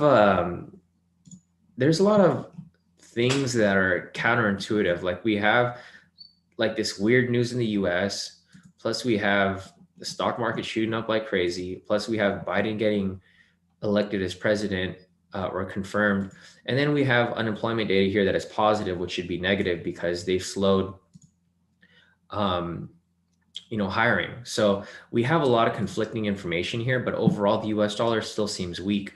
Uh, not just to me, but like from a basic fundamentals perspective. So that's why I see it coming down right here. It's doing exactly what I mentioned, right? I said it was going to fail to break this structure. And if it does fail, then it's going to come back down. We'll have a sell signal and we can take a sell. Vice versa. If it does break it, then it might close above here. And then you could possibly maybe take a risky buy and ride this up to this next structure right here. But it's not something that I personally would take because like I mentioned, the US dollar is weak. So it might not reach that full potential. It might push up slightly and then it might come straight back down. So that's where the risk management comes into place. And it's very important that you guys manage risk properly, especially during a time like this where there's uncertainty in the market. So that's pretty much it for that right there. I'm going to go ahead and continue further. So that's it for you, Jay. Next on the list is going to be NASDAQ 100 for Super Sam. Let me go ahead and take a look at US 30 again. So US 30 is bouncing around a bit. I'm here on the 1 minute just waiting for it to swing back up. If we get another buy signal that closes above this price right here, then I might ride this thing up. But I mean, we'll have to wait and see how this plays out. So I think that's it for now, guys. Let me go ahead and continue on with our analysis so that we don't fall behind. And then after I check out NASDAQ, I'll check out the chat just to make sure that I'm not missing anything else over here. And yeah, guys, just a reminder, if you guys haven't already, if you guys can like the stream, that definitely help the stream out. And then I'll continue to come live for you guys for free every single day.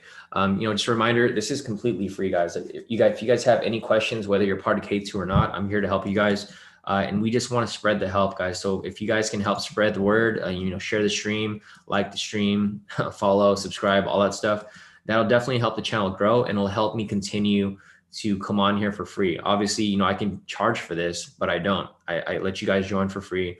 I answer all your questions and I do this daily. So if you guys haven't already, just go ahead and like the stream. That'll definitely help. And it'll help benefit you guys in making more US 30 profits. Because if I don't go live on this anymore, you guys aren't going to get this trade anymore, right? So if you guys want to make more profits, go ahead and like the stream, or else I'll just keep this to myself and the premium members, and we'll just keep profiting on our own time. So just keep that in mind, guys.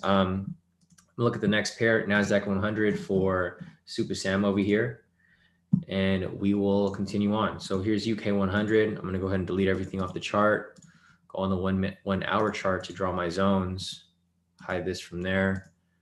Turn on the K2SR. It looks like there's no closer zones to this point. So I'm going to go ahead and draw my zone down here. Draw my zone right here. Draw this right there. There. You guys can see how easy it is for you to analyze these charts if you guys have access to the K2 indicators, obviously, right? So you guys have that there. I'm going to go in the shorter time frames to get the closer zones. I think UK 100 might be at a high as well, so it might be hard for us to really identify these right here. So looking at UK 100 from this perspective, I'll probably go on the 10-minute. Hide that from there, turn on the momentum indicator. So we do have a bullish momentum right here. I definitely see it pushing up even further. Reason for that is, so you can see that we had a bullish momentum right here, right? We have a bullish signal, price broke structure right here. But just to keep in mind, guys, this is it's a messy entry right here, right? Let me see if I could find a structure down there. Actually, no, we're fine. So, we actually hit a lot of good points right here. So we had price break into this consolidation right here, consolidated sideways, and then it rejected off this structure, buy signal, broke structure right here, and then is now pushing up. So basically what I see happening here is price is basically pushing up, slight retracement downwards, and then continued push up. I'm not sure. Are you guys in for a buy? I think you guys are in for a buy, right? On UK 100. So this is basically what I see happening right here, right? So price pulled back into this range. It ranged sideways, rejected off the structure, had a buy signal, broke structure, and then now it's going to continue up further to test this up here. So for example, here, if you guys want to see how this played out previously, you can see price rejected off the structure down here. We had a buy signal right here. And what happened? Price went from this point all the way to this point right here, right? And then once price reached this point, what happened? The opposite. Same strategy, but the opposite way. Price rejected off this point. We had a sell signal. And then what happened from this point? It did the same thing in the opposite direction. Tested this structure, and then now it's repeating itself. Rejection, buy signal, broken structure, continued up right here. So for UK 100, I definitely see this swinging up from here. But, we'll just have to wait and see how this plays out, moving forward, obviously, because, yeah, I mean, there's no guarantee it's going to come up like that, but it does have a bullish bias because the previous signal was a buy. We had a nice rejection off this point. It was like a double bottom, tested right here, broke structure, and it's continuing up further. So that's what I see happening right here for UK 100. If you guys are in that buy, I believe that, let me see. Yeah, Mark's in a buy right now. So it looks like I think he might have called a buy for you guys. So yeah, it does look good. I'm going to go over to the saved messages real quick. I'll just show you guys everyone's profits from today. These aren't my profits. These are everyone in K2's profits. So you guys can see that everyone in K2 is profiting. If you guys want to join a winning team where we all profit together, we all get shared great advice. I'm here giving advice every single day, even to people that are not in K2. I'm trying to be fully transparent with you guys and not just show you guys my profits, but show you guys everyone else's. So here's Paul over here, locked in about 3,000 today on his new FTMO. Mark over here locked in about 3,000 as well for that UK 100. Paul over here locked in about 1,000 off that UK entry yesterday. He made that late entry. Cam over here took that UK 100 trade as well, locked in some profit. Randall said fucking finally. He finally passes FTMO. Congrats, Randall. That was from yesterday. Here we got Dean over here. He locked in some nice profits right here. He took like some hits right there on GU, but he still ended up in profit overall. Here we go. Vincent locked in some profit off US 30 yesterday. Joshua over here locked in about 1,484 off the UK 100 yesterday and the US 30 yesterday. He probably locked in today's as well. He just hasn't messaged me yet. Right, expecting that message later. Noel over here locked in some profits off NASDAQ. Lisa over here locked in a ton of profits off US 30. And you guys can see here that these are not my profits. These are profits from actual real K2 members who are profiting every single day, right? It's not just me. It's pretty much everyone else. So that just goes to show. And then for mine as well, I locked in about 1,140 today. And then yesterday I locked in 2,160. These are the stupid scalps I told you about. My bad. I could have avoided this, but it's all good. It could have went either way. But yeah, guys, so that's pretty much it for that. Let me go ahead and see if there's anything else that we can look for before we continue. So City said 300 short verification passed. Let's go. Definitely City. So we just need one more and then you should be good to go. B Money Shaw said US 31-minute buy signal. So let me see right there. Yeah, I saw that buy signal right there earlier, B Money, but it didn't close above this structure right here. So that's why I didn't take it. Same situation right here. We were waiting for this to close above this point, but it hasn't closed above it yet. So once it closes above it, then I'll hop right back in possibly for that full TP. Otherwise, I'm just going to sit tight. Like I mentioned, it's really important that you guys move your stop loss and profit right now because the market's moving pretty crazy with everything that's going on in the world. It's like circus going on over here at the Congress, Facebook blocking Trump. There's just stuff. This is like a bunch of stuff in the market, guys. That's just going crazy. It's just you guys want to make sure that you stay vigilant with your trades because you guys want to hold on for too long and then end up getting caught in these crazy movements in the market. So that's it for that right there. Let me go down the chat further and see if there's any other questions as we continue. Kel said US 30 made a higher high on the 1 minute. Yeah, I was looking at that earlier too, Kel. Unfortunately it swung back down. So it broke that higher high. So right here it established, the low, the high, the higher low, higher high, higher low. and then higher high. And then, yeah, unfortunately right here, it broke that pattern, right? So we're just going to be waiting now for it to swing back up before I make that reentry. I don't want to hop in too early because it's just too risky. I might not even hop back in, but we'll see how that plays out. Yeah, Kel said a lot of psychological warfare going on. I agree 100% because look at this right here. If you look at the IG sentiment, there's still a lot of people that are short right now. There's 74% of people are short. So I think they're going to keep pushing it up. They're just giving these people some hope right here. They're giving the people that took a short some hope. They're just giving them some confidence that they think it's going to come down. But I think eventually it's going to swing right back up to stop everyone out. Because look, this is what's going to happen. All these people that enter a short position, their stop losses are going to be right here. So I think what's going to happen is you're going to spike it up right here.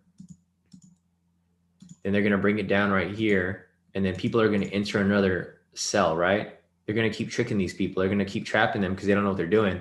They're going to get stopped out right here. They're going to bring it back down. They're going to enter another sell. And then they're going to spike it right back up to hit our full TP.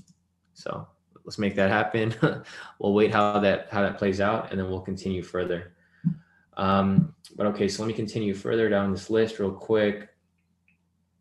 Velocity said, "Good thing we got out, huh, Shawn?" Definitely, Velocity. I agree. That's why I always recommend that you guys always move your stop loss and profit just in case something like this happens. There's just a lot of uncertainty in the market right now. Varun said UK 100 is making a perfect cup and handle on 15-minute. Can you confirm, Shawn? So I don't trade patterns, Varun, so I wouldn't necessarily know exactly, but I could see what you mean right here. I see the cup. I personally don't trade patterns, but I know what you're talking about. So I see the cup right here, and then it's going to make a handle, right? So cup, handle. I don't know how it moves from there because I don't trade. I literally don't trade patterns at all. So yeah, it could be making a cup here, and if it's making a handle, I'm not sure if it goes up or if it goes down. So maybe it could be the clarification for that. But I do see the cup right here, right? It's pretty clear. Cup right there. And then if it swings up, then it swings up. If it swings down, then it swings down. So we'll keep that in mind. Oh yeah, Velocity said cup and handle barely works with stocks. LOL. I don't trade patterns at all, so I wouldn't even know. But all right, let me keep going down the list over here. So we're done with UK 100. Wait, hey guys, can you guys remind me if I looked over NASDAQ? I can't remember. I don't know if I skipped NASDAQ or not. So I looked at UK 100 right here. Let me just pull up NASDAQ to see if I looked at it. I don't think I looked at NASDAQ yet. Okay, so I just went over UK 100. So I'm going to move over to the next one, NASDAQ right here. I'm going to delete everything off the chart. Or actually, fuck, I think I did look at NASDAQ. Maybe I did, maybe I didn't. I'm just going to analyze it anyways because I can do it pretty quickly. So let me just go ahead and analyze this real quick for Super Sam. Sorry, I'm not sure if I analyzed it yet or not for you, but I'm going to go ahead and analyze it for you anyways.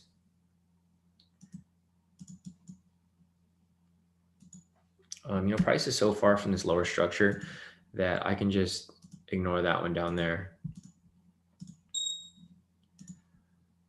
All right, US 30 signal. I'll check on US 30 shortly, but I can see it's probably coming back up, right? Yeah, it looks like it's come back up. I can see that percentage. I'm looking at the percentages right here. So if the percentage is going up, that means that price is going up. I can see that just, without even pulling up the chart. So did we get back up? Oh yeah, it looks like we are here. Yeah, but it's not high enough to where I want to enter that trade just yet. Anyways, back at US NASDAQ right here. I'm gonna go back to the 10-minute over here. So NASDAQ is currently at a structure right now, right? It's currently at a structure. Looks like we had a bullish move from here. So price consolidated right here, came up, shot up really heavily. If I turn on the momentum indicator right here, it looks like we have a sell signal pending.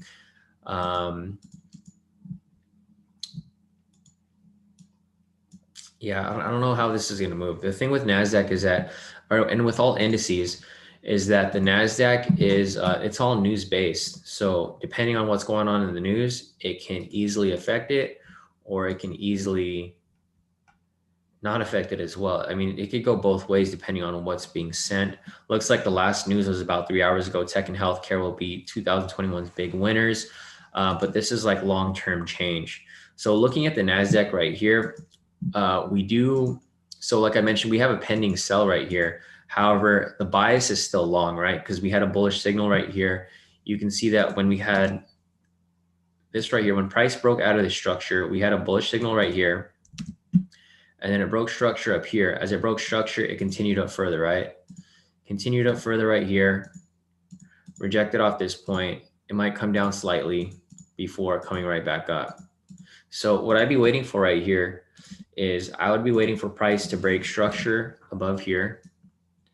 I wait for it to break this structure. And then once it closes above here, then you can take, you can anticipate this to continue up further. However, it's not at an all-time high, so I think it should be fine for the most part. Because even if you were to take this buy right here, if it broke the structure, it would continue up to the next structure up here. And then this is where it would become dangerous because it'd be at a all-time high, right? So this is basically what I see happening with NASDAQ over here. Yeah, just even looking at it on the higher time frame right here on the 1 hour, if it breaks structure right here, which doesn't look like it's going to break right here on the 1 hour, obviously, but if it does, it will probably continue up here. And then at that point, this will be the turning point, whether we can see NASDAQ continue higher or if it ends up reversing from this point right here. So I would keep that in mind when looking at NASDAQ. But, like I mentioned, the same strategy, my same analysis works good on pretty much anything you trade, whether it be Forex, whether it be indices, whether it be gold, oil, anything like that. It works well for, pretty much anything and everything. So here's NASDAQ right here. And this is probably what I see happening. You just have to wait for it to break that structure, guys. Be patient. Don't just hop into it, right? Wait for it to break the structure. Once it breaks the structure, then you can have an entry available for a long position. But until then, I would be patient for NASDAQ and for all indices in general, because it's just, it's a risky market right now. And I'm tempted to hop into US 30.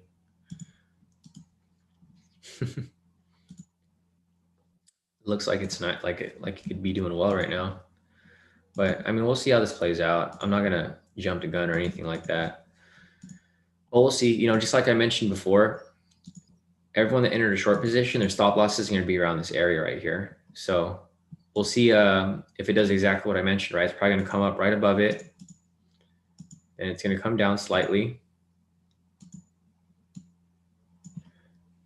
And then it might go sideways before it ends up shooting up straight to our full TP. So keep that in mind, guys. I'm not going to enter it. I can't mess around with my FTMO right now because I think my payout comes today.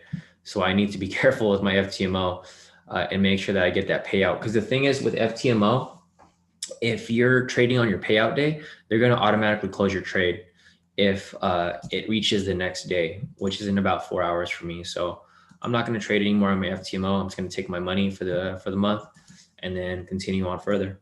So let me go on to the next pair over here. The last pair I looked at was NASDAQ. The next one is oil for Zephyr. So let me go ahead and go to the 4 hour chart. Go over here to US oil. Delete that off the chart. Here we got some naked charts. Turn on the K2SR indicator. And draw these on the chart for you guys.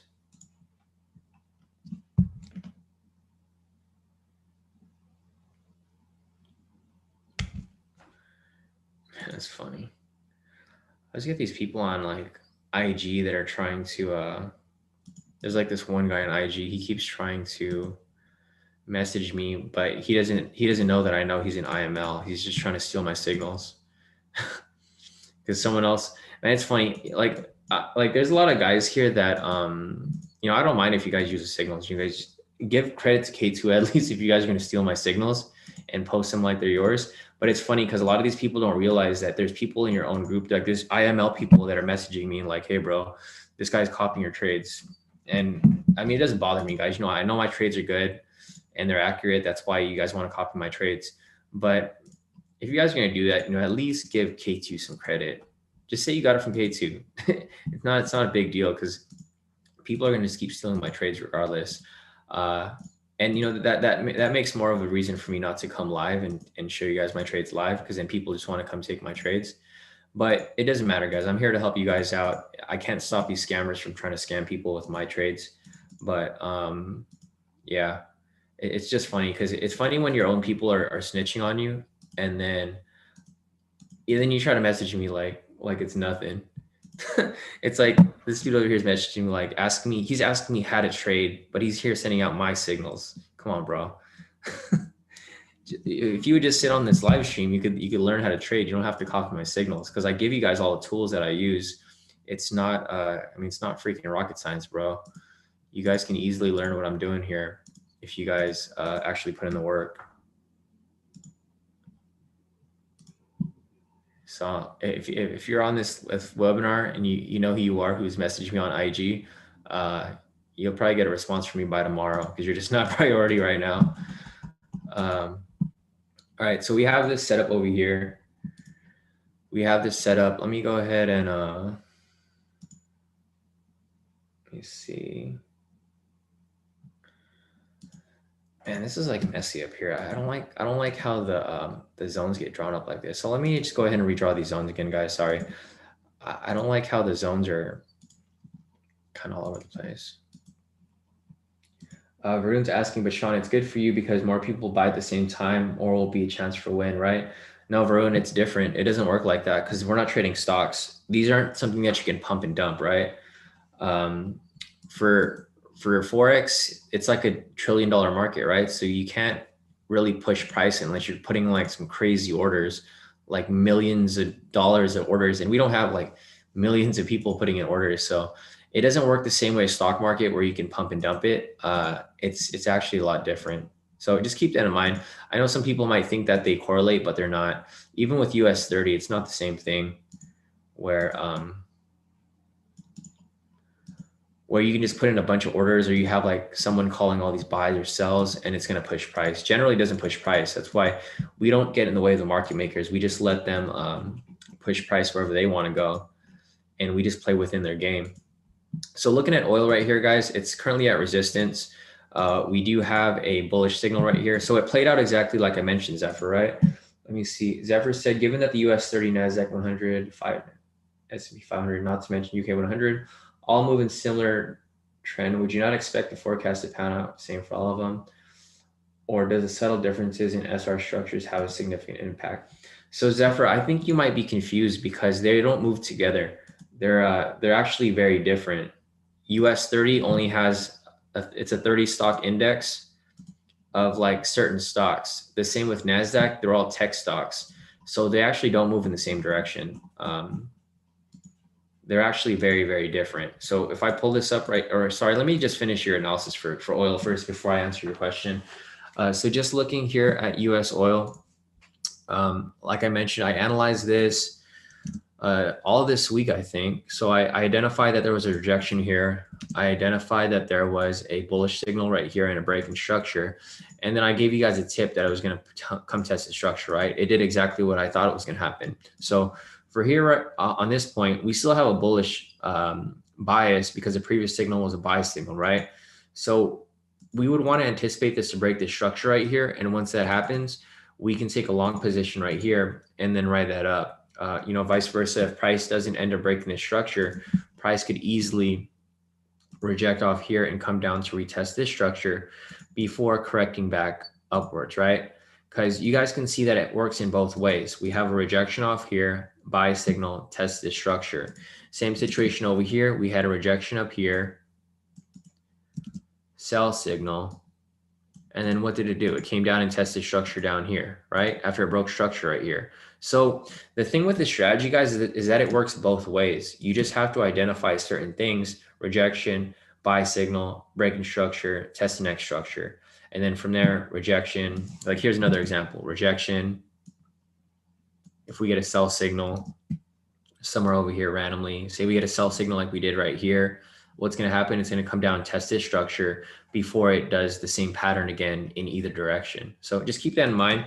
But currently right now, we do have a bullish bias because we have the previous buy signal right here. So what we'd be waiting for is we would be waiting for price to come up and swing above here and then catching that right upwards. So keep that in mind for US oil right here. Other than that, I just sit tight until it closes above, because you wouldn't be sure whether it closes above it or if it rejects off this point. So yeah, back to your other question, Zephyr. If you look at US 30 here and you put it side by side with NASDAQ, they're actually totally different. So I make sure not to confuse those two, because a lot of people confuse that like all the time. And it's not a good thing to confuse, because it can definitely screw up your positioning. So just looking at this right here. So if I zoom out from here and I zoom out from here on NASDAQ, you can see how much of a huge difference it is, right? It pushes up slightly, but you can see here's a small pullback, right? But for US 30, NASDAQ 100, it's a huge drop right here. So huge drop, slight pullback up. And then you can see here for US 30, it actually pushes up even further, while over here, it's just consolidating and going down. And then again, right here, you can see it's a small push up right here for US 30. Same with NASDAQ. It's a slight push up right here, but then it pushes up even further. So you have to keep that in mind, that US 30 and NASDAQ are not the same. They're totally different stocks. These are a 30 stock index, while this is a 100 stock index. Same situation with S&P. The S&P is actually a 500 stock index. I'm not sure if you understand that like the number behind it is how many stocks are within that specific asset. But here, let me just see if I can open it over here. S&P. Yeah. So looking at S&P right here, you can see that it moves kind of similar, rather than how it did with NASDAQ, but it doesn't always move in the same direction. It moves similarly, but not always the same. So if you wanted to correlate to, you could probably correlate US 30 and S&P, but it's not always going to be the same. So I wouldn't take a buy. I wouldn't take a buy on S&P just because you're taking a buy on US 30. It will work sometimes, but sometimes there's going to be some like inconsistencies with price. And then lastly, for UK 100, this is totally different. I would not correlate this one at all. This would probably correlate more with like NASDAQ. You can tell because it has similar stocks. So like check out this right here. It's a complete difference right here, right? Huge difference between UK 100 and US 30. So just keep that in mind, Zephyr. If you're going to trade one, just focus on that one. Don't there's no point in you double dipping into other indices, because they're all going to be worth about the same, right? So you might as well just find one that you like to trade, whether it be UK 100, whether it be US 30 like me, and just master that specific index. Because once you master it, you can make a ton of money just trading that.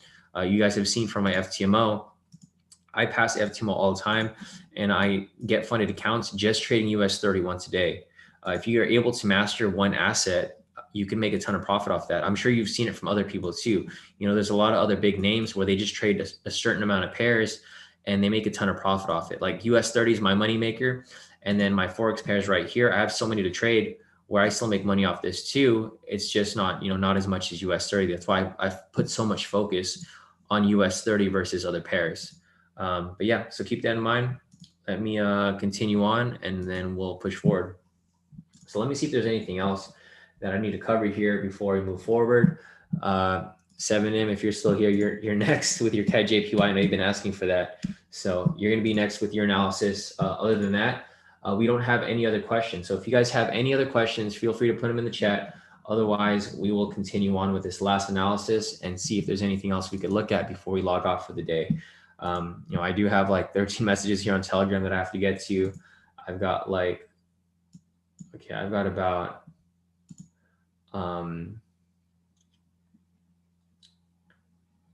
about 50 emails here that I have to get to as well. So yeah, guys, if you guys have any other questions, just feel free to put them in the chat. Otherwise, I'm going to scan for CAD JPY right now, and then we're probably going to get off for the day. So let me go over to CAD JPY.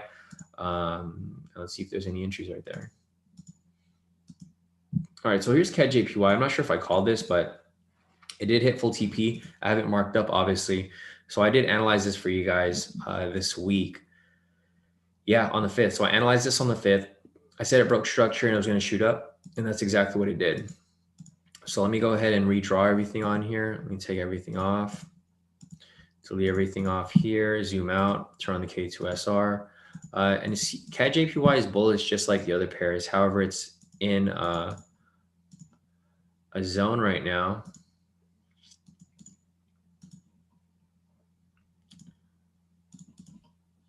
So we'll see how this continues on further.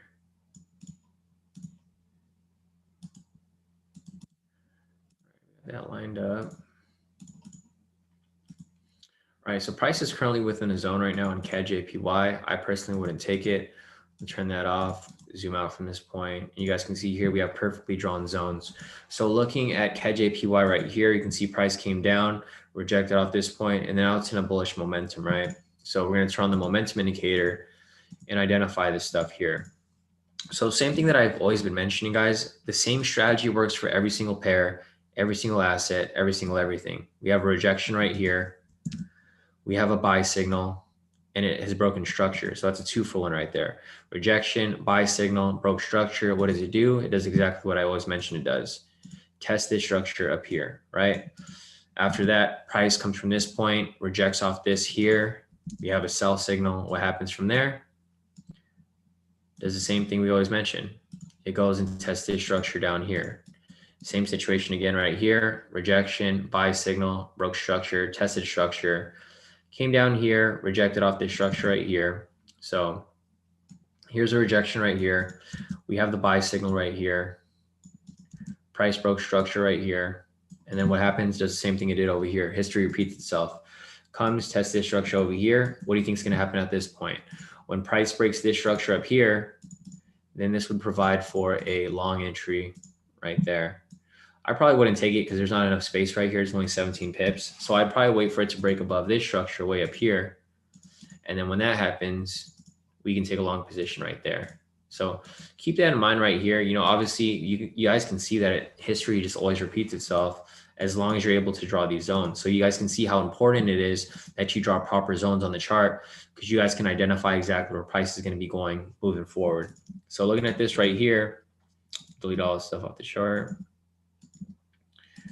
Looking at this right here, this is pretty much what we see happening at this point, right? We see the rejection, we see a buy signal, we see a breaking structure, and then we're waiting for the following breaking structure up here. However, there's not enough space here.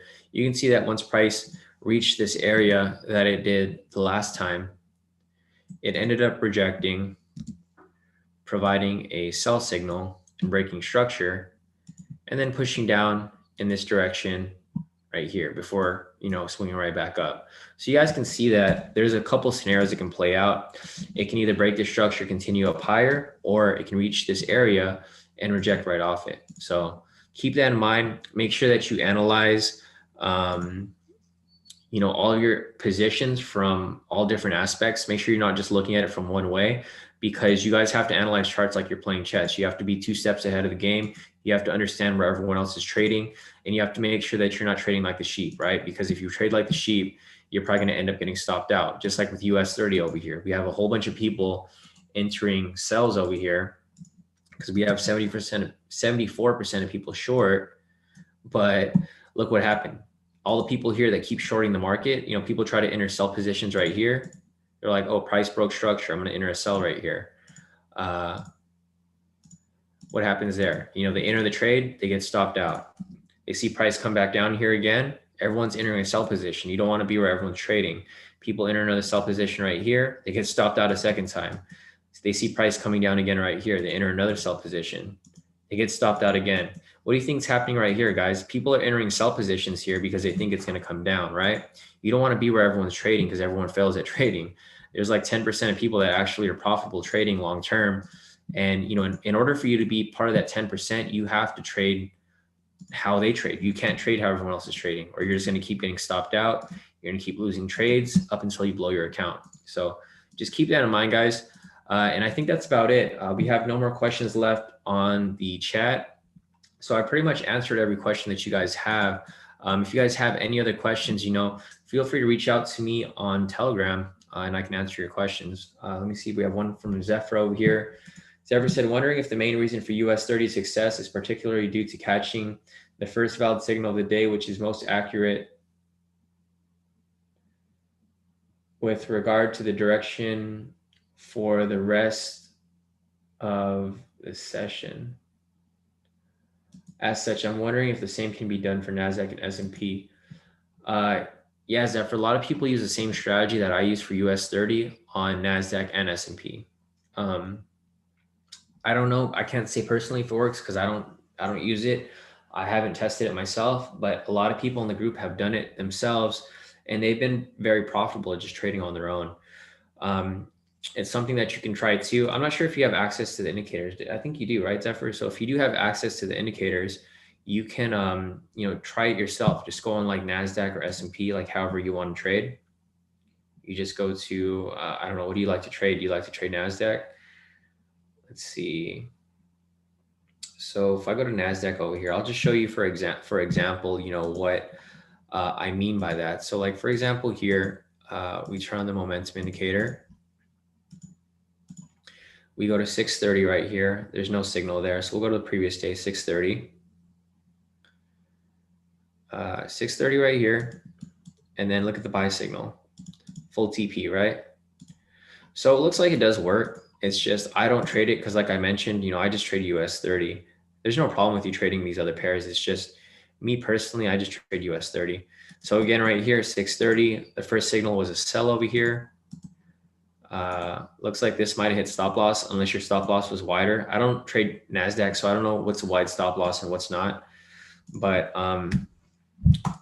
this is where I would recommend using the new strategy that I've introduced, right? Because this could have been avoided right here. Because in order for you to take this sell, it would have to close below this area down here. And it hasn't, right? So we would have skipped this trade right here. Vice versa over here. For this, with this buy, it would have to close above this sell signal right here, which it did, and it ends up hitting full TP. So I don't know how accurate it is because like I mentioned, I don't apply it myself. But let me go ahead and look at one more over here to see how this plays out. So 630 is right here. First signal right here is a buy signal, and it looks like it hits full TP, right? Yeah, hits full TP. So it looks like it does work. It's just, it's a matter of you going back and back testing the strategy to see if it works the way that you want it to. So there goes an example of that. Let me see if there's one more here before I continue on. And you would have to determine whether you want to take the first signal or if you want to take the one that's following it. Because like right here, you could have taken this one and it looks like it would have hit TP if you took that opening signal. So it really depends on how you apply it. Like I mentioned, I don't apply it, so I can't really give you a good rundown of how it works, but it obviously does work for NASDAQ as well. And I'm sure it works with S&P since S&P works, moves similarly to US 30. We had another guy in the group before that was doing it before, but he's not in the group anymore. I think he started his own group. So he's pretty much just applying it on his own. Yeah, no problem, 7M. James said, which strategy would you use for NASDAQ? So, I don't have a specific strategy for NASDAQ because I don't trade it, James. It's just depends on how you want to analyze it. Like for my analysis, it works. Obviously, I analyze everything the same, right? I analyze everything by first identifying the structure. So if I was going to analyze NASDAQ, I would go on the 1 hour. I would draw my structures using the K2SRs right here. And then I would do the same thing that I do with every single pair. I identify structure. Then after I identify structure, I identify the direction of momentum. So yeah, once we have that, then I take that off. I go in the lower time frame, like the 10-minute or whatever time frame you want to trade on. And then I identify the direction of momentum, right? So you can use any strategy on NASDAQ. There's no specific strategy, but if you use the SR strategy on it, it looks like it works perfectly fine. It just really depends on what you want to apply. But, like I mentioned, James, I don't trade NASDAQ, so I wouldn't really know what works best on it. I only trade US 30. So if you want to go and try all the strategies on NASDAQ, see what works well, you can do that. But for me personally, since I don't trade it, I can't give you much advice on how to trade it because it's just not something that I've ever traded really. So I don't know how it moves. and every pair moves a little differently. So just keep that in mind. Other than that, let me see if there's anything else. But yeah, Zephyr, yeah, if you want to go back and retest NASDAQ or test S&P, you can go back and test it. It's just, it's just going to be a matter of you figuring out what works well and what doesn't. But it does port over similarly. James is asking if I see GA continuing down. I personally do because, yeah, see, this is why we didn't take the trades earlier, right? At 6 a.m. I told you guys that this was a temporary retracement. So price retraced back and look at it swing right back down, right? So good thing we didn't enter any trades because then you get caught in this fake out right here. Kind of similar with, let's see, what, Euro USD? Yeah, look at Euro USD right here. Oh, fuck me. I took it off the chart. Sorry, guys. Let me put that back on there. There we go. I hate when that happens. They should like have it where you can't delete stuff off the chart like that easily. So looking at Euro USD right here, I mean, it's doing exactly what we thought, right? It was a manipulated move down. And then it looks like it's attempting to recover back up, which is probably what's going to happen here for Euro USD. So that looks fine right there. But yeah, looking at GA, I think it's going to continue down further. James, I think this is probably going to close below the structure. And then once we get that sell signal, similar to what we had right here, like for example, right here, sell signal, broken structure, and then continues down further. So it's exactly what I see happening here. I would wait for that sell signal, break structure, and then continue down further from this point. Because we have another zone right here. So if it breaks structure, it'll probably continue down and push down to here. So that's what I see happening for GA right here. Let's see if there's anything here. Super Sam said, so for US 30, what are we waiting for to happen before re-entering? I'm not looking to re-enter anymore. It's already getting close to 10 a.m. As we get close to like midway market, the market starts to reverse generally. So I'm not looking to enter anymore. I mean, if you wanted to re-enter, I guess you could wait for the buy signal if the buy signal closed above here, but it's not worth the risk. I'm done trading US 30 for today because my FTMO is going to pay me out like in 4 hours. So I can't, if I enter a trade, they're going to close my position out, whether I'm in positive or negative. So I'm not going to risk it. I'm just going to take my payout for the month. It's not a bad payout at all. Yeah, my payout was about 8,754. So that times two, 8,754 times two, because I have two accounts. I made about 17,000 for that. My cut's going to be 70%. So my take home is going to be about 12,200. Not bad at all. It's going to be my down payment for that car. David, not yet. I wish, guys. I wish. And I got to go take my car to get wrapped anyway. So I'm not going to be able to watch this meanwhile. So I think that's about it, guys. If you guys have any other questions, feel free to reach out on Telegram. I think that's it for this live session. I've answered everyone's questions pretty much. But yeah, if you guys haven't already, if you guys can do us a favor and just like the stream, that way I can go back live for you guys again tomorrow, and we'll go ahead and take the next US 30 win as we move forward. Actually, I might not trade tomorrow. Tomorrow's Friday and it's NFP, so I'm probably not going to trade tomorrow, but I might go online with you guys just to hang out and see if there's anything that we can, catch. Otherwise, I will catch you guys later, and I'll probably be calling some Forex trades at 10 p.m. if there is some available. Market's starting to move weird due to NFP, so we'll have to see how that plays out. All right, one question from Varun. Let's see what it is.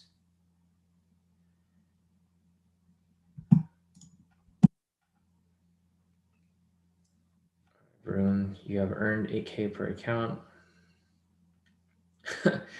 David said, don't do it to him yet. We gotta move to Vegas first, definitely, bro. Go buy a house in Vegas real quick, huh? And then we'll make that move from there. Varun said, how can we pass challenge on US 30 alone?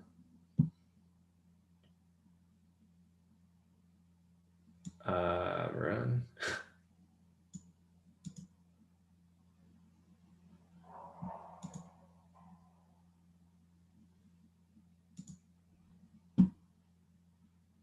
Yeah, I know. Yeah, David's asking your question. I mean, this is all I trade. I trade US 30 daily. It's not,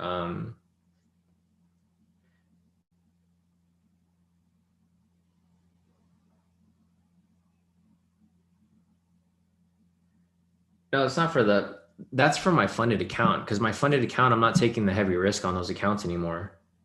It's different. If you're doing a challenge, you're trying to reach that profit goal, right? So you can increase your risk if you're trying to reach the like the specific point. But once you're funded, you're just trying to lock in profits.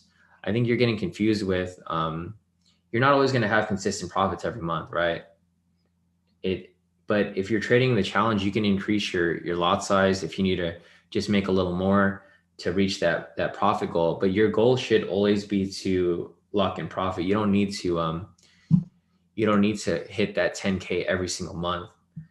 That's only for the challenge because they make the challenge specifically difficult so that people don't pass it, obviously, because they want you to make sure that you are taking, enough risk. Because if you're trading too carefully, then obviously you can have some issues. That's why I don't take every trade on my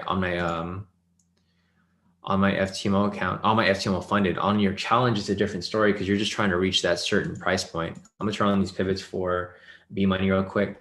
So there's a pivots right there, B money. It looks like it's testing this structure right here, or this pivot where it can probably reject right off it or continue down further.